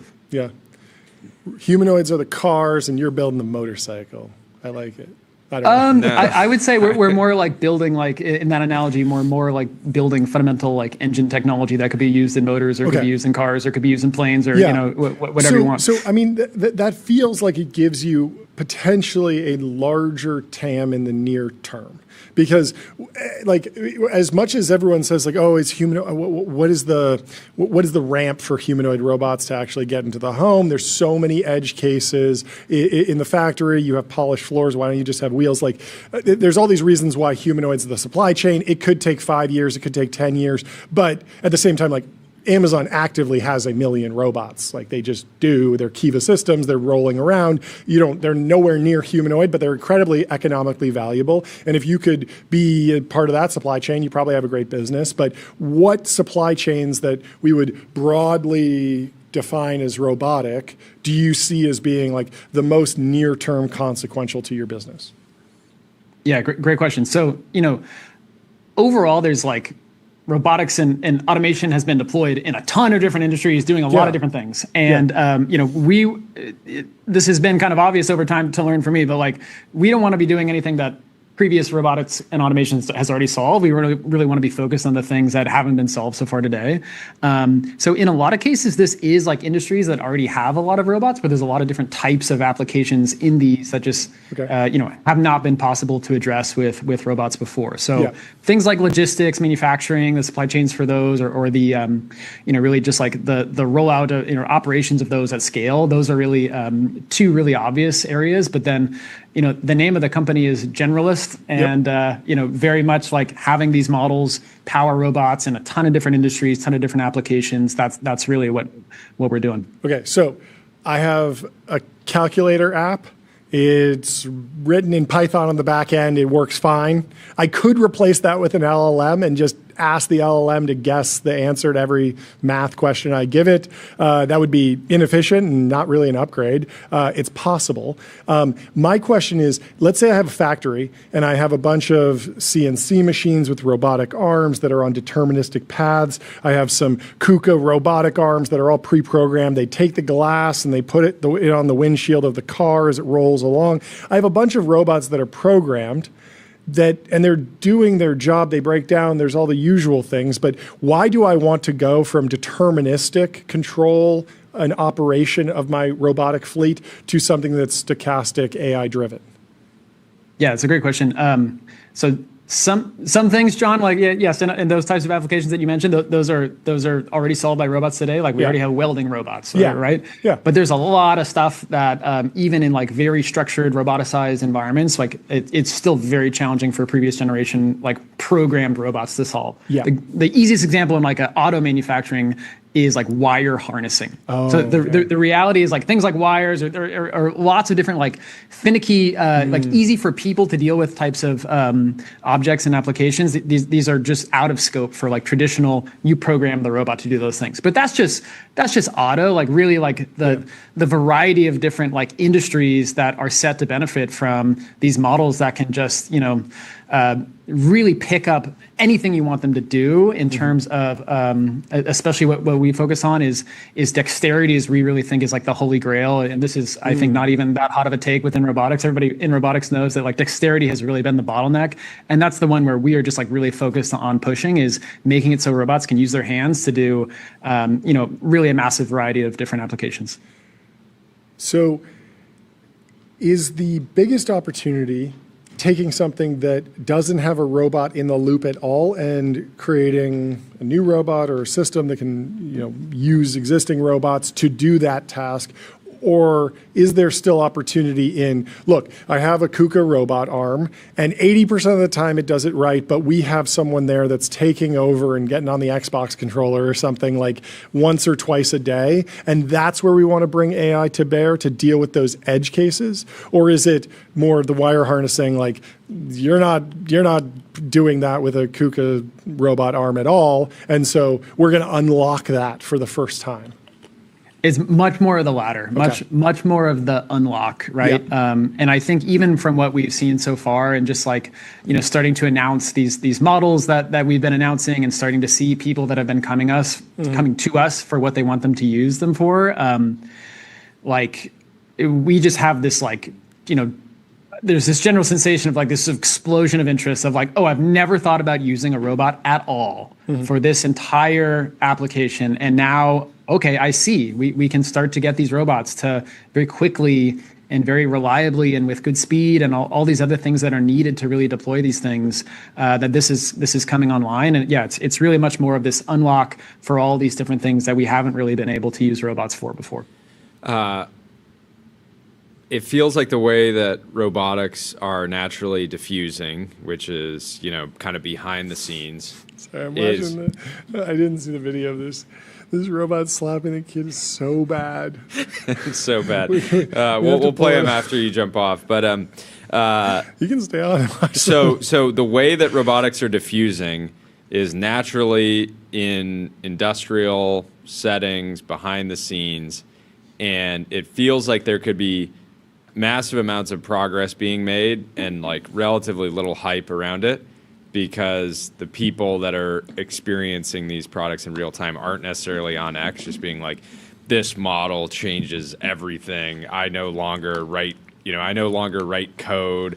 I just prompt, et cetera, et cetera. Is that feel at all accurate? I think what I think about there is that the industrial applications we think are likely to be the ones that really start to ramp even more quickly than more like consumer type or like home type applications. Of course there'll be like more and more robots in people's homes, but in terms of these things like really starting to scale, we do think that industrial is more likely to take off there. But we're also like super excited about everything that will be happening in more like consumer and home type applications. That's one of the just fundamental strategies of focusing on the model intelligence, and it can be used in all of these different cases. Is we do think industrial is more likely to take off soon, but we're super excited about supporting more consumer and home type things as well. Data, benchmarks, evals. What's the current thinking? The sim to real gap. Puppeteering. I mean, there's so many different pieces of, but I want to get up to speed on like your philosophy on each of these like trade-offs. Like, how much do you believe that that the scaling laws apply versus just, we've seen all these crazy companies of doing like, you'll wear a camera to collect training data for humanoid robots. Like, there's what's a company the data offering collection like thesis? free house cleaning. What's your data collection thesis? What's your eval benchmarking thesis? Like, how do you know you're getting better? How much of it is qualitative versus quantitative? Like, take me through that side of the business. Totally. These are all, very, very good and very core questions. Yeah, so I know it's like 5 questions that we could spend an hour on each of them. Exactly. Tell me everything. We think what I would point to here, right, is like we've started to share a fair bit on like what we kind of think is really core and what drives like all the decisions that we put into our models. So, going back to, you mentioned scaling laws. We announced our Gen 0 model back in November. Yeah. And I think, it really was the first time in robotics that anybody had shown like general scaling laws, right? Where we can predictably advance performance with more and more compute and data. And of course, this is something that for all the AI researchers that have known what has been happening in all the other domains, like this is of course something that we were expecting to happen. And Gen 0 back in November, it really was the first time that anybody had shown this. That was back in November. Fast forward just 5 months, April, pretty recently, we announced the Gen 1 model. And it's quite a bit better model, and like the biggest point. We've shown some videos here, which I can give some color on, but it's really quite a good model. We have a whiteboard, and this is a job in our studio. So Tyler, I'm sorry, you're gonna. And it needs to be erased. It actually needs to be erased. Tyler, everything on the board is irrelevant now. We'll see if we can get a robot to the studio before too long, the Gen 1 model, like it really is starting to cross into like these levels of performance that we think for certain types of applications. And we tried, to always under promise and over deliver. So there's plenty that we still have more to go. We feel very early overall in like the general journey of general intelligence for the physical world, but starting to cross over into levels of performance where these things are commercially viable for a good number of applications. And we think that this is really like a crossover point where we have like a general model starting to be able to hit levels of reliability and speed and improvisational intelligence where we can start to get these things out there. Very much like, I think the kind of like you take a GPT-2 level model, you scale it to a GPT-3 level model, and you start to tick over into certain types of applications become commercially viable, right? If you remember, GPT-3 started with like Copy AI and Jasper AI, copywriting for ads. That was kind of the first things to take off, a few others. And we feel like that's starting to be where we're at with these models for the physical world. Okay, question. Is it possible that for certain robotic form factors, let's say humanoids, they get to the point where they can do economically valuable work, as in the robot can make something, but the process overall is not commercially viable because of the capex needed to purchase the. So like I've been looking at humanoids do some work, and they're able to do some type of process, let's say, and I can say like, okay, maybe right now there's a bunch of humans out there that do that kind of work, and you could put a humanoid there. Problem is like a humanoid has all of these different actuators and motors and batteries and all these different things. And I'm looking at it and thinking, okay, is it possible that the robot sort of just starts like breaking down where, let's say you spend $50,000 on a robot and it replaces a human, but it starts degrading over time and, many of the parts need to be replaced frequently enough that you're effectively having to just replace parts or buy a new robot so frequently that you're better off just having a human in that role. Well, I actually hired a Quinn Emanuel lawyer to do my dishes, and so like even if it's $600 an hour, I'm going to be saving money. Nice, yeah. Whether it's the things breaking down or whatever it is, like any factor that makes it so that like what you need to get done is not getting done, and you need to like have somebody looking over their shoulder the whole time, like that makes it not really. At the level of viability that I think is really needed for these things to really scale and be useful. But we're running long. Do you have another minute? Yeah, I'm good. Perfect. Tier list of data sources. I want you. You know, tier list. S tier is the best. A, B, C, I love D, tier F. lists. Yeah. I want to throw some data sources at you, and you can sort of rank them. So the first one would be YouTube videos or like internet video, like transfer learning from. There's a video of somebody skateboarding or walking around. Is that a valuable data source? Put aside the cost to license it. Just think about the quality. Yeah, this is great. Yeah, I don't know the whole set yet, so I have to. Yeah, it's tough. This is also live, so it's tough. Give them the whole. It Give is the whole live. list. Good. No, I'll give you an answer, but it's not S tier. Okay. It's not A tier. Okay. I give it a B. B. Okay. Next one. I don't know what else is coming. World models. World models. I've heard a lot of hype about transfer learning from world models. Seems a little bit early, but where's that? So world models your question up front was as a data source, right? Data source specifically.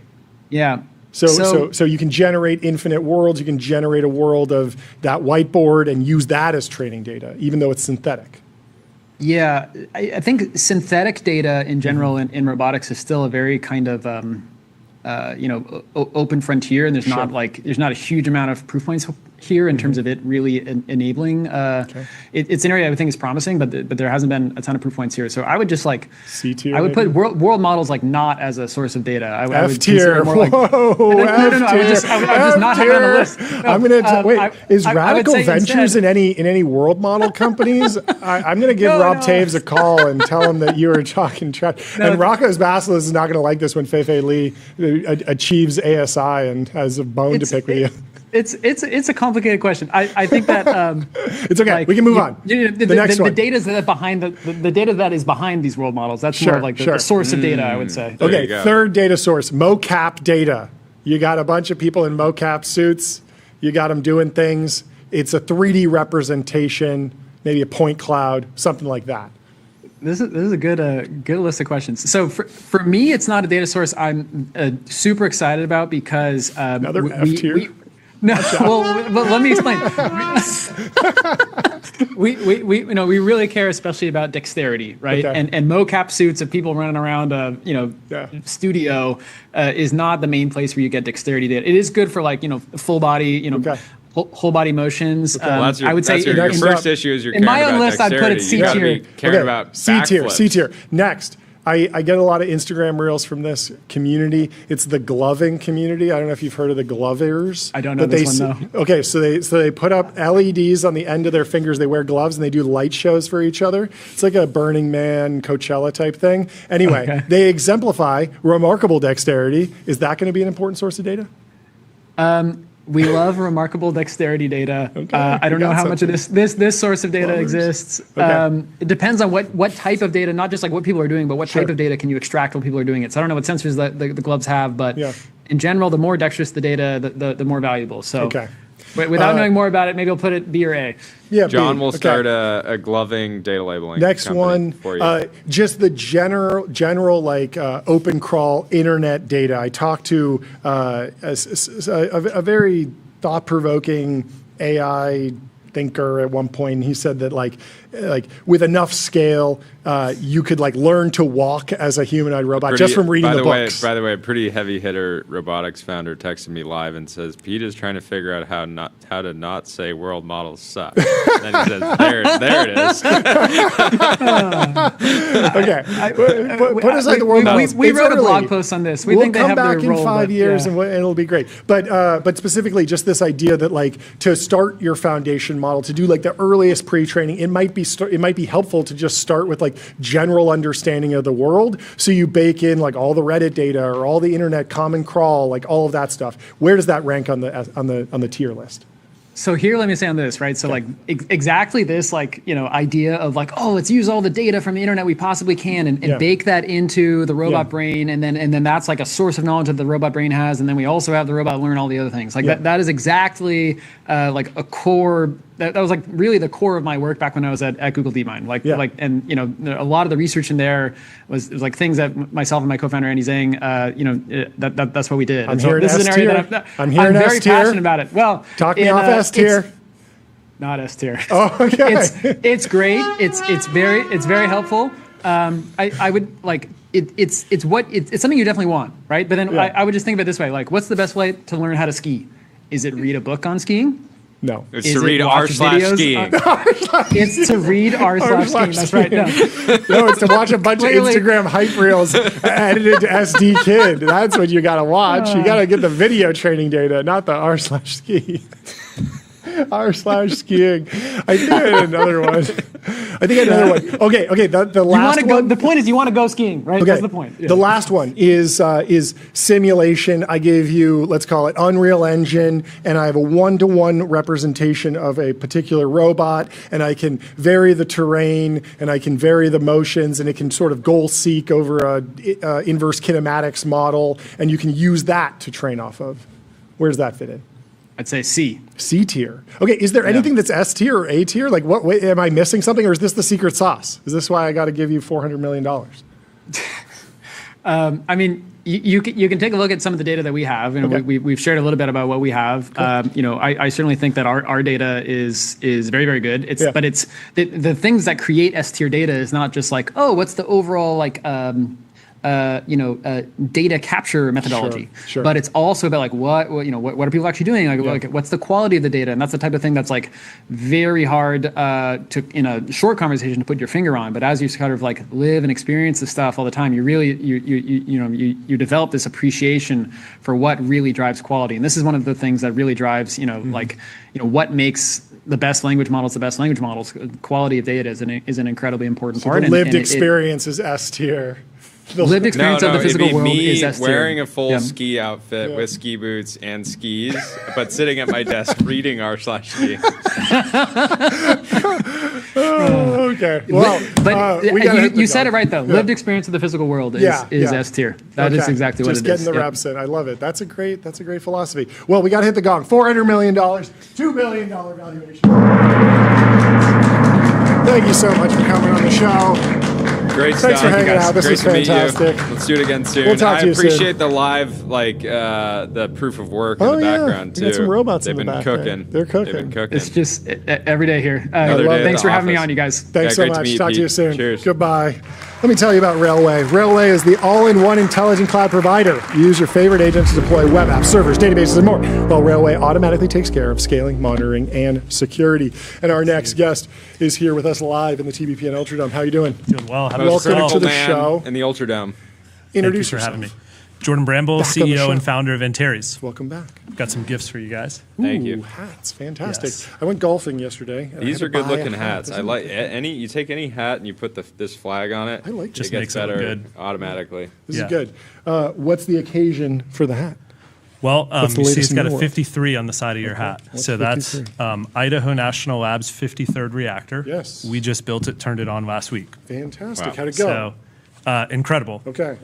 Did everything we set out to do. So about a year ago, you guys probably remember this, the president signed a series of executive orders. Trying to speed up nuclear. Yep. One of the provisions in those orders called for 3 reactors to be turned on American soil by America's 250th birthday, July 4th. We just turned on the first a month ahead of schedule. Okay. Yeah. So you took your reactor to INL and you turn it on. What is that process? Like, how long did you turn it on for? What were you monitoring for? Were there any, we're going super critical, it's melting down. Were there any SHIT moments? Did you had some, I think one of your investors, or at least multiple, were out there?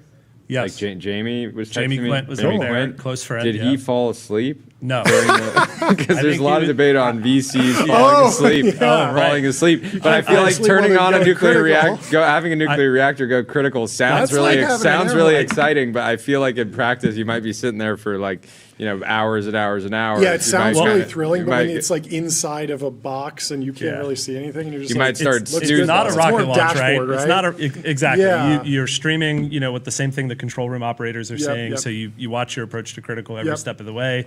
It's intentionally kind of a slow, dull moment to get there. It's kind of just a number on a screen. Yeah, but the exciting thing is, this is something that we as a country have not done with a new design, with a non-light water cooled reactor. In I think like 40 years, right? This is the first privately developed. What do you have against light water? I have nothing against them. I think we should build a lot more light water reactors as well. But what are you doing? So we're focused on micro reactors, right? So very, very small scale systems, kind of 1 megawatt and below. And the idea is you put multiple these systems micro together. amount of water? Well, what about if you want to put a reactor places where you don't have access to water, right? So like you're not Bottled near water? Bring some water with you. Wait, Yeah. do they really go through a lot of water? Yeah. Oh, light So water you're- reactors go through a lot of so water. Interesting. If you look at where light water reactors typically are, they're Like by on the rivers. ocean. By the ocean. The Interesting. notable Yeah. example, the notable exception to this is, I think it's Palo Verde in Arizona. So they actually use the wastewater stream from the city of Phoenix as a cooling source for the reactor. Okay, cool. So obviously there's lots of applications where you're in the desert, you're in space, you're somewhere on the moon or something, and a bunch of other places where you don't have access to water. That's an advantage. So And what you do got to save the use? water for the almonds. Yeah. Yeah, exactly. Like if true. he's using a bunch of water to make energy, Yeah. what are the almonds going to drink? Yeah, that's a good point. But there's other benefits too, right? Moving So very, very small scale Yeah. reactors, what you want to do is you want to be able to shrink the plant size. For thermal efficiency reasons, you typically want to operate at very high temperatures. Yeah. In order to keep water from boiling at very high temperatures, Yep. you have to go to higher and higher pressures, Yep. which that creates materials issues and other challenges. And so, in our specific design, we're relying on liquid metal heat pipes as the primary coolant. Liquid metal heat pipes. So Okay. small amounts of sodium that vaporize inside of a pipe. Okay. When they condense on the cool end of the pipe, they condense into a metal, like a wick structure, think like wire mesh. Okay. That through surface tension pulls the fluid back. Okay. And so you have this totally passive process of cooling the reactor that just relies on phase change in a very Interesting. small amount of metal. But the other advantage of that is we operate at near atmospheric pressure, right? Okay. So these are low pressure systems. From a safety perspective, if something were to happen to the reactor, you don't have a coolant that's going to vaporize and travel over large distances. Yeah. When you have pressurized water, if you lose that coolant, you run the risk of it traveling Radioactive large steam distances. everywhere. Exactly. Got it. Transporting fission products, right? Okay. So this How do is you a way actually to generate avoid- electricity once you get the heat? So it's called a nitrogen closed Brayton cycle. So there's a Okay. heat exchanger. Think a tube and fin on the condenser section of the pipe. And gaseous nitrogen is removing heat. And then it turns a turbo machine. Think like an automotive style turbocharger. Yep. That turns an alternator, and that's ultimately how you're making electricity. Interesting. So this test Yeah. does not produce electricity. Yeah, yeah. Our goal is to be there in 2027, and then on customer sites in 2028. So I like to say neutrons 26, electrons 27, dollars 28. Love it. Jordy, great. sorry. Yeah. Are you standing on the shoulders of giants? Like, is this more of a like how much of this is obviously you're innovating in a bunch of different Yeah. ways along the way, but had somebody said 30 years ago, hey, this is possible, and then just nobody did it, or like what is kind of the balance between like Economic execution? and law Yeah. versus- Yeah. I think the 1980s was really the last, roughly the 1980s into maybe the early 90s when the Cold War ended was kind of the last time we had the capability to do this as a country. And, I love this question, do we stand on the shoulder of giants? Because the answer to that's absolutely. So the regulatory process that we used for this was DOE authorization. And, even that was informed by a program that was started roughly 8 years ago called Project Pele in the Department of Defense. A lot of the lessons learned from that informed this regulatory streamlining. When the president signed these executive orders, I think one of the reasons why ourselves and others were able to jump to action so quickly and be successful on this was, we as industry were ready to do this. The infrastructure had been developed, really the people had been developed at the national labs and in the DOE to support this over the course of 8 years. And there were people there, exactly usually 1 megawatt, right? Anywhere, tens of kilowatts up to multiple megawatts. Okay. So, I think some of the military solicitations, they just say 20 megawatts and below. Okay. So all the way down to tens of kilowatts 10 even. kilowatts, wow. Yeah. But, Tiny our unit sweet there. spot is anywhere 100 kilowatts to like a megawatt. Sure. Potentially even a little more than that. And then you string them together if you need a bigger Exactly. application, right? Yep. Yeah. And so most of the military's critical infrastructure, those assets are hundreds of kilowatts to low numbers of megawatts. Mm-hmm. And so you want that flexibility. And ultimately, that's what's going to get you the highest capacity factor energy anyways, is to have some redundancies built into the model. But, so for example, the fuel that we used, it's called triso fuel. The exact specification that we used, the supply chain for it was developed and funded by the Department of Defense under Project Pele. So that production line already existed. BWXT made the fuel. But even that was built upon 20 years worth of funded work by the DOE called the AGR program, Advanced Gas Reactor Program. Wow. And that's really what developed that fuel. So, what it meant was so much of our safety basis, the reason we know that fission products will be retained even at high temperatures is because of how much qualification work had been done on this fuel. We could point to that in our regulatory engagement, and that really speeds things up a lot, right? You get to delete some of the extra safety systems. It actually saves you a lot of analysis work because you're relying on the fuel fundamentals itself. So, that's one thing, right? If we tried to do this 10 years ago, I don't know if it would be possible because, that data just didn't exist to the degree that it does now. The regulator in DOE Idaho, a gentleman came out of retirement to do this. This is something he'd been waiting his entire career to do. And on our joint test group, so there's this thing called a joint test group. That's representatives from Antares, Idaho National Lab, Department of Energy, all in one room driving decisions. The person representing INL's operations in that had known the DOE regulator since 1979. I just found out that last week that they've been, and this is the first reactor they've done together since before 1979.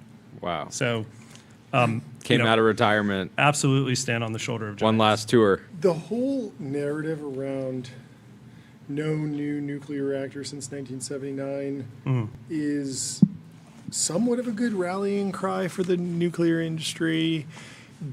But I wonder if there's actually a benefit to sort of reframing messaging around nuclear to acknowledge the fact that I believe the United States generates more nuclear power than any other country, including China and France. It's about 20% of our baseload power. Yeah, and so France has a higher percentage of their baseload power, but they produce way less electricity, just generally. Smaller country, lower population. Less industrial. And so there's a different take. Right now, that the whole messaging path for nuclear is like, we're so behind, we can't make anything. And I feel like there's a more inspirational tone, which is like, no, we're literally number one, let's not lose it. Like, we actually make the most nuclear power of anyone, so let's just continue doing what we're great at. Sure, we have some problems with approving new stuff. Yes, we need to modernize, but we already have the crown. Let's just defend it.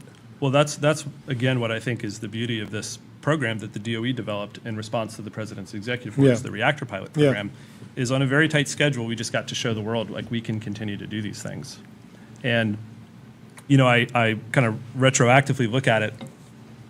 I would say, the design work is difficult. Regulatory work, actually, comparatively easy. My take on this is if you integrate safety into the design process itself, if you lead with engineering rigor, the regulatory stuff can kind of take care of itself, especially when you have a bought-in regulator like this. The hardest part of all was, when we actually got through operational readiness with the DOE and started operating a nuclear facility, right? So, really the last 2 weeks of getting this thing turned on was the hardest part of all. You asked kind of about oh shit moments. Definitely no oh shit moments when it comes to safety. You design up front to ensure that that's not the case. But from the build and integration side and actually operating this facility and this reactor, huge learning opportunities, right? So one of the first things, this was the first time that we had set up our control system, all of our nuclear instrumentation with neutron detectors, with a startup source, right? Because it's a nuclear facility. You don't just do this in a warehouse in California, right? Yeah. And so, we started seeing. I do worry sometimes that there's a warehouse in El Segundo that's, stretching the limits of. But I'm glad. Glad you're going about it this way. Yeah, we don't. We comply with our regulator, but our reactivity control system, we rely on rotating drums with a boron carbide insert layer to absorb neutrons, so we can close those shut or rotate them out to modulate reactivity. And when the actuator motors themselves are operating, we were seeing electromagnetic interference with our neutron detectors. And so we went through this 5-6 day process to go figure that out and troubleshoot it. And it's really these kind of integration activities, being incremental, being iterative. That's how you ultimately mature the technology quickly so that you can get to a true commercial product. What's the next step? So hitting the gong. Hitting the gong. Hitting the gong. Do you hit it or do I hit it? Go for it. Woo! We're turning the reactor on. Congratulations. We put a couple $1 million into this facility, getting it ready to be a nuclear reactor test bed. we're going to take the same fuel, same facility, scale up to produce electricity there. And what that means for our customers, right? So we've announced an agreement with the Air Force to do several megawatts of power for Joint Base San Antonio in Texas. Cool. We expect to announce more military installations by end of this year. Yep. What that means for them is the first reactors that are going to their sites have operational heritage. They're not true first of a kind systems, right? Because we spent our own capital in testing these. So that's really next for us is, and in the lead up to that, we're actually going to test the power conversion system itself in our own facility. So, generally our approach to technology development is we start with the subsystems. Yeah. So we rigorously qualify those. We've got 322,000 square feet of manufacturing space in Torrance. Then we do integrated, what we call electrically heated tests. So instead of having to go through the regulatory process and do a nuclear test, we replace the nuclear fuel with cartridge heaters and can test the system or some snapshot of the system with electrical heat, which also that means you can take it apart afterwards, see what some of the thermal effects are. So we've already tested our system at full thermal power for 6 months, and we're going to repeat that test again this year with some design iterations. Then we'll test the power conversion system. Then we're going to put it all together and do it in a nuclear reactor. So $140 million raised. Congratulations. Thank you. I don't know what you spent last year, but I want to know a little bit about where the uses of funds have gone so far. Is it all kind of a white pill that it took? scientists? I mean, obviously there's more cost, but something like $2 million to set up this test facility. But is there like an ingredient or a piece in the supply chain that's really expensive and you need millions of dollars for? Yeah. Or is it like nuclear scientists are really expensive, like AI researchers? Because a lot of these folks, there aren't a ton of jobs because the industry's contracted. So I imagine it's not like this crazy bidding war.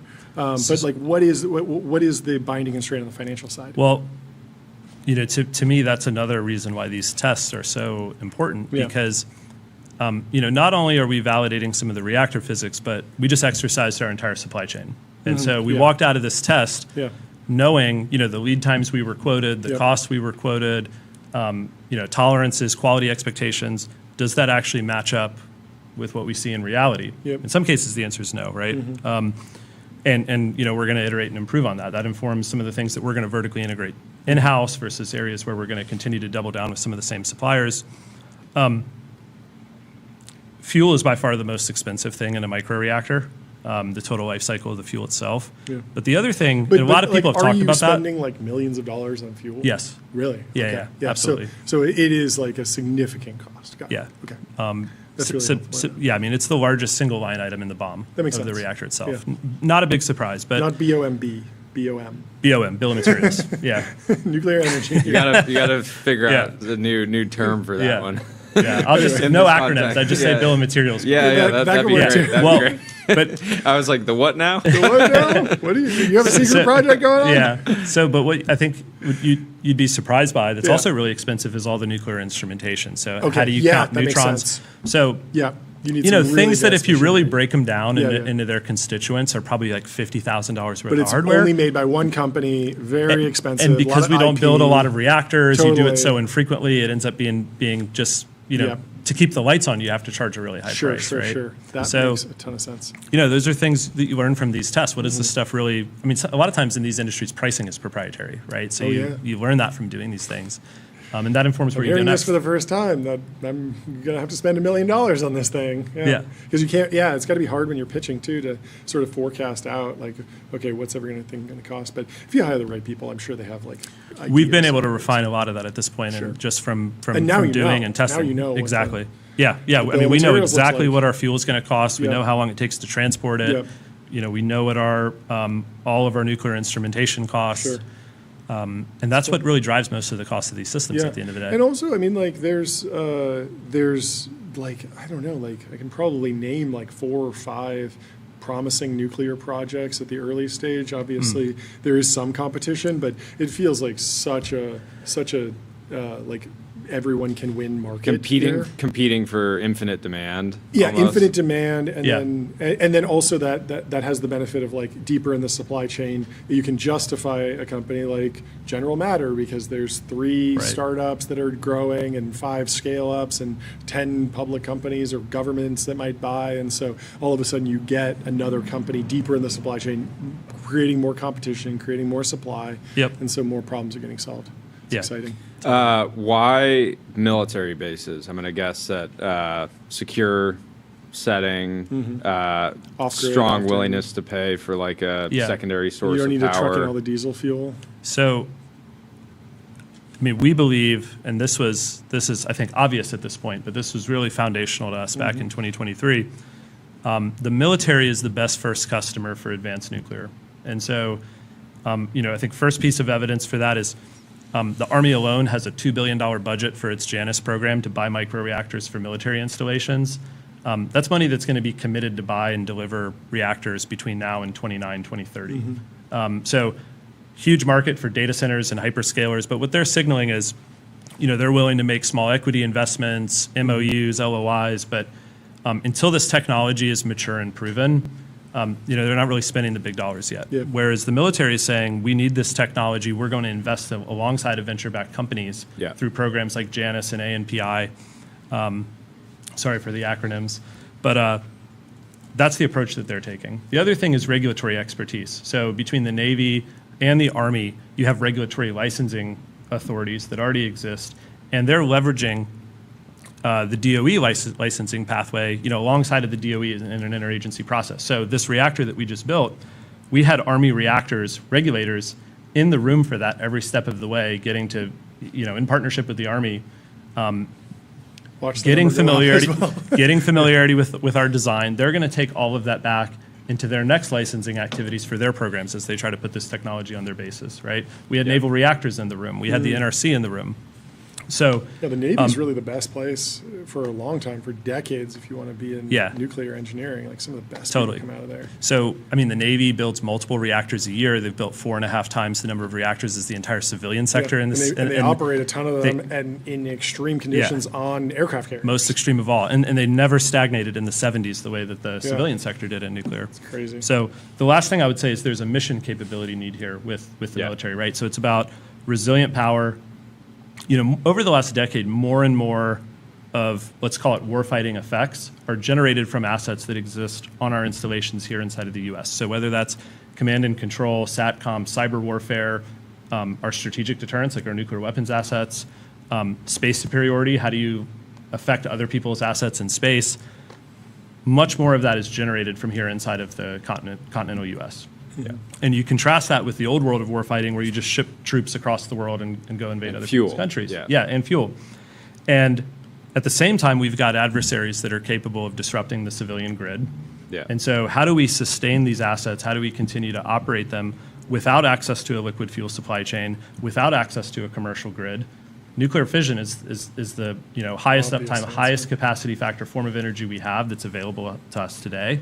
And that's what drives that willingness to pay. So we believe, long term we'll go after data centers, we'll do like remote industrials. We want to do everything in nuclear, but the companies that win those are going to emerge from military work first, right? Because our work with the military, we're going to come out of this with more reps for our operators, more reps, regulatory reps, more operational proof points of the technology at scale. More logos on the landing this is a customer Government. that will, this is a customer that will invest equity and debt in your supply chain to lower your input costs. And the private market is like a hyperscaler is going to be much more commercial, much more short term. What can you do for me tomorrow? Because otherwise I'm going to allocate these dollars to gas turbines or something. Exactly. And many complex technologies work this way. GPS, right? If we didn't have nuclear weapons driving the need for GPS, when would we have gotten DoorDash, right? When would we have gotten the internet, right? The internet, rocket propulsion, another great example. Born from the military first and then DARPA, scaled commercially. All this stuff. Prediction markets. Maybe. No, Tyler knows the truth about the prediction market genesis. There was a big prediction market around Robin this. Hansen? Really? Around the July 4th deadline? Which reactors would turn on by August or July 4th, Wow. So. Wild. Well, thank you so much for coming on. Thank you very much for having me. This was fantastic. Congratulations. Thank you. Last question. Are you any buzzer beaters? We got less than a month. Do you think there'll be others? Are you trying to make a bet right now? Actually, don't even comment because I don't want people you're going to move the market. So just say I wish them all well. Just say I wish all of them luck. There we go. I mean, like you said, the country needs a lot more nuclear energy. we're all going to be it's not zero production. Yeah, we're all going to be production constrained before it's competitive constrained. For sure. You know, I think the advice I would offer to anybody working at it is start operating a nuclear facility as quickly as you can, because that's when all your challenges start. Just do it. And we've got we've got just under a month left on the clock. Stop making excuses. Yeah. Start operating a nuclear facility. Yeah, it's good advice. Good advice. Thank you so much for coming on the show. You should have a course. Yes. Thank you so much for having me. We'll talk to you soon. Great Appreciate it. Yep. Awesome stuff. We'll talk soon. Let me tell you about Cisco. Critical infrastructure for the AI era. Unlock seamless real-time experiences and new value with Cisco. I got an idea. A lot of people are trying to, we're closing out on the nuclear thing. A lot of people are trying to unblock the nuclear regulatory thing. You got to deal with lobbying. You got to deal with getting approvals. MLM for regulatory. So you employ a ton of people. You promise them financial freedom. You get them on Facebook. And they're all of a sudden they're DMing their high school friends. Hey man, trying to catch up. Turns out I'm a lobbyist for the nuclear industry now. Would love to get a beer, you know. And I'm then you just hosting an event. And look, you don't actually work at the Idaho National Lab. Well, you should join me, be under me, and then you go find someone from INL, start lobbying them, create multiple layers, become sort of a pyramid structure. And this is the way we bring abundant energy to America. Could be powerful. Anyway, we got to watch these videos. Pull up these videos. We have to watch these videos. Extremely important. I knew you were going there. I'm ready. Let's pull this up. The latest and greatest in humanoid robots. You asked if we were ready. We're ready. Look at this. Boom. Boom. That is brutal. It is such a crazy hit. It's really spinning around, and he sees it coming. It's bad to laugh. No, that's This terrible. is America's Funniest Home Videos. What was the parent doing? What was the parent doing? What was the robotics company doing? And what is that scarf? That looks is so... the scarf I'm part sorry. of the problem? I'm sorry. That's intentional. You think this is intentional? You think this is viral marketing? That's a foul. You think this That's is... a foul. Wait, but do you actually think this is a stunt? Like, how can we go viral for our company? Can we tell what Let's brand slap it is? a You kid. can kind of see the logo on it. Well, if it's you're definitely playing... Unitree, right? Yeah, you think so?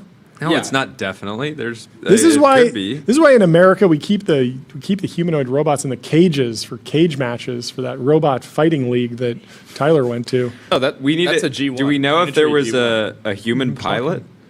Yeah. Or is this an How AI much of this safety is incident? AI versus just random? Wild. Well, there's another crazy humanoid robot video. We can pull up this one next. A robot With wearing the a clown. clown head. Stop putting accessories. Oh my god! This one is just crazy. This one I would I'd press charges. I hope this is legal liability. I hope the child is okay, because that looks like it's a really could crazy do some kick. Serious and internal damage. It's not a soft leather shoe. It's not a foot. Like this is metal. a steel metal bar that's hitting you with a lot of energy. Why is this happening so often? Like once is too much. Once is too much. Stop. We need a pause. Yeah, or just we need create to pause. some type of barrier between the children and the robots. Yeah. Have we not invented fences? Have we not invented... And watch it like sort of like stagger It back. realizes like, it knows like, it did something wrong. All right, but pull up this picture. I mean, this is starting to make sense. Okay, explain. It looks like... have you seen the picture No. of the robot's I haven't seen face this. close up? Oh, average mosh pit experience. This is wild. This is absolutely... Sending Yeah. Also, if a robot comes at you swinging like this, here. you have this full... Did you see its face, Sean? That does not look good. I don't like that at all. I mean, no surprise. No surprise. No surprise. This is not helping the Terminator narrative. Yeah, if a humanoid is swinging at you like this, you have full... The child. I'm shocked. I'm shocked. I'm shocked. You have full approval to just drop kick it back. Like it's war at this point. If you come out swinging, you got to put your foot where in were its the chest. parents there to put that robot in a headlock? Yeah. Take it down. Submit Try it. that thing in America. Good luck. A dad is gonna. You've seen those videos of like the dad saves. Have you ever seen these hype reels? It's like a dad and like the kid is about to fall off the swing and the dad like dives and like catches the kid with one hand. Or the famous one where a baseball's coming in. He's at a baseball game. The dad has the kid drops the kid, has a beer, catches the ball, and then catches the kid. We got to find this video. It's one of the best. Anyway, someone can hunt around for that. We can close out here. Air Horse 1. Air Horse 1. Let's do it. Air Horse 1. Couldn't tell if these are AI This is real. generated. No. Horses not. fly, and when they fly in stables on planes, and On it looks Air like Horse this. 1. And they call it Air Horse 1, and this is because horses from all over the world are going to the Olympics for equestrian events, and the event is called Air Horse 1. But this is from 2024, and this image is older from previous Olympics or from a previous equestrian event. It's one of the most expensive parts of being into equestrianism, is that you rise the ranks, you become a great show jumper, and then you have to pay to fly your horse on a plane around the world to compete. It's absolutely crazy. Anyway, thank you so much for tuning in. You don't want to go through cars?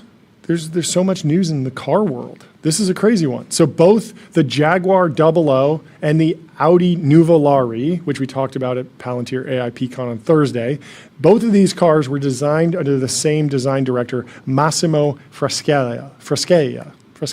I don't know. Massimo designed both of these, and they look sort of similar. And I think a lot of people are coming around to this design style. And I think this design style might be so widely adopted, sort of like Cybertruck might have been a little bit too aggressive, had some baggage with the Elon thing. I think when you start seeing the Jaguars, if they make this in different colors, obviously pink and light blue are very bold colors. Not everyone wants this. I think the reception to the Audi was much better, purely because it's gray. But I think if you see a Jag in black, matte black, even white or gray or dark green, like you're going to like that vehicle. Producer Ben, still doesn't who's like an R8 purist, says looks like a Minecraft R8. I like it. I think it's cool. I think that it screams supercar version of the Cybertruck. Yeah, to me, which I think people have been waiting for. People want a Roadster, and it's been delayed for a decade. Well, yeah, and I think with the Roadster, we're going to get something that looks more like a Model S. Like I would assume all the cars kind of just like morph together. Do you remember the original pitch for the Roadster? It was 0 to 60 under 2 seconds, doable.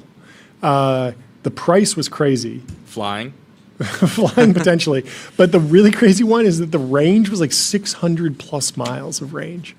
So you just have this tension of like, how do you make a lightweight car with that big of a battery that can deliver 0 to 60 in under 2 while also doing so? Usually there's a trade-off there. And so the whole thing that broke everyone's minds was that it was just trade-off defying in so many ways on price, range, and aren't speed. they adding some type of like SpaceX jet engine to try to overcome that? I think it's starting to leak out that that's maybe the secret is like there's an additional propulsion source. like a natural gas turbine that then acts as a range extender. Like if they put a V12, like a naturally aspirated V12 range extender that just gets you so then you have 600 miles of range because you fill it up with like 40 gallons of gas. And if you put 40 gallons of gas in there, just for launch. Yes. A little boost. That'd be crazy. From a jet engine. I mean, there are very interesting other techniques. The fan car apparently works. Did you know this?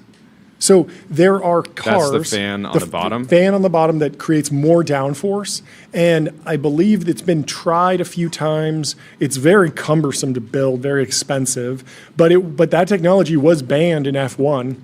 And I believe that the fan car actually does create more downforce, and the trade-off between the extra weight from the fans and all of that is actually outweighed by the downforce that you get. So you do, if you were to build around that philosophy. Yeah. And so you could do something like that. There's a whole bunch of interesting things that you could do. I'm optimistic. Well, going back to Massimo, yes, the designer of the new Jaguar and the new Audi. Yes. So Audi's rebrand, I was just looking it up, was in late November or mid-November in 2024. Massimo left in 2024, but he left it right at the beginning in January. Yeah. And so he basically was like, all right, my work I designed it. Just put a normal color on the car. We'll be good. Just kind of a normal launch campaign. Just James Bond, dark green. You're good to go. I've done all the hard work for you. All the CAD files I sent over. This is $1 billion car. This is $1 billion car. Can't mess it up. You're not going to be able to mess it up. Just put, George Clooney in it. My work here dapper. is done. Instead, they went crazy with it. No, but I'm glad he's... I think he's doing good work. Someone in the chat said the the future should look like the future. I agree. This is a good example excited. of that. And I still think the Cybertruck, it looks like the future. It is a very opinionated car. There's the says a lot of things, Temerario. but yes, so Nick Cruz Patain says all the VW group does is rebadge their cars, Audi, Porsche, Lamborghini, and upsell them to double the price or more. It's so obvious. So it does look a lot like a Temerario. That's cool. But that's fine. Temerario is a great car, and the new design looks very different, and it looks like an Audi. It looks like where Audi is going, and the Temerario looks like where Lamborghini is going. So I think that's cool. The crazy thing is $686,000 for an Audi. That is well above where the R8 priced when it came in as the Halo car. Like the R8 was what, 130, 150, and a nice Audi at that time was maybe 60, 70. And so you're looking at like a 2 to 3x bump. Well, no one's buying $200,000 Audis right now. The good news is people with, $600,000 burning a hole in their pocket, they'll have the option of choosing between a Luce or this new Audi. What do you think of my anti-Halo car take? So everyone knows a Halo car. Classically, the Audi R8 is a Halo car. Expensive supercar, V10, $150,000 as we mentioned. But it creates a halo effect around the brand. Everyone sees the R8. Oh, it's so cool. Maybe I'll get an A4. Maybe I'll get a Q5, a Q7, something like that. Because it has the aura of the R8 on it. Some of the design language comes over. And the RS6 Avant. It's not an R8. I need something more practical. But it has the aura of the R8. That's the way the Halo car works. The same thing happens in Ferrari with the SP3 Daytona, the F80. Even if you get a 296, you're wearing the badge that's worn by the most elite, the F40, right? Luce, potentially anti-Halo car, because as soon as everyone started dunking on the Luce, I noticed that people started feeling way more positively around the SF90 and the Purosangue.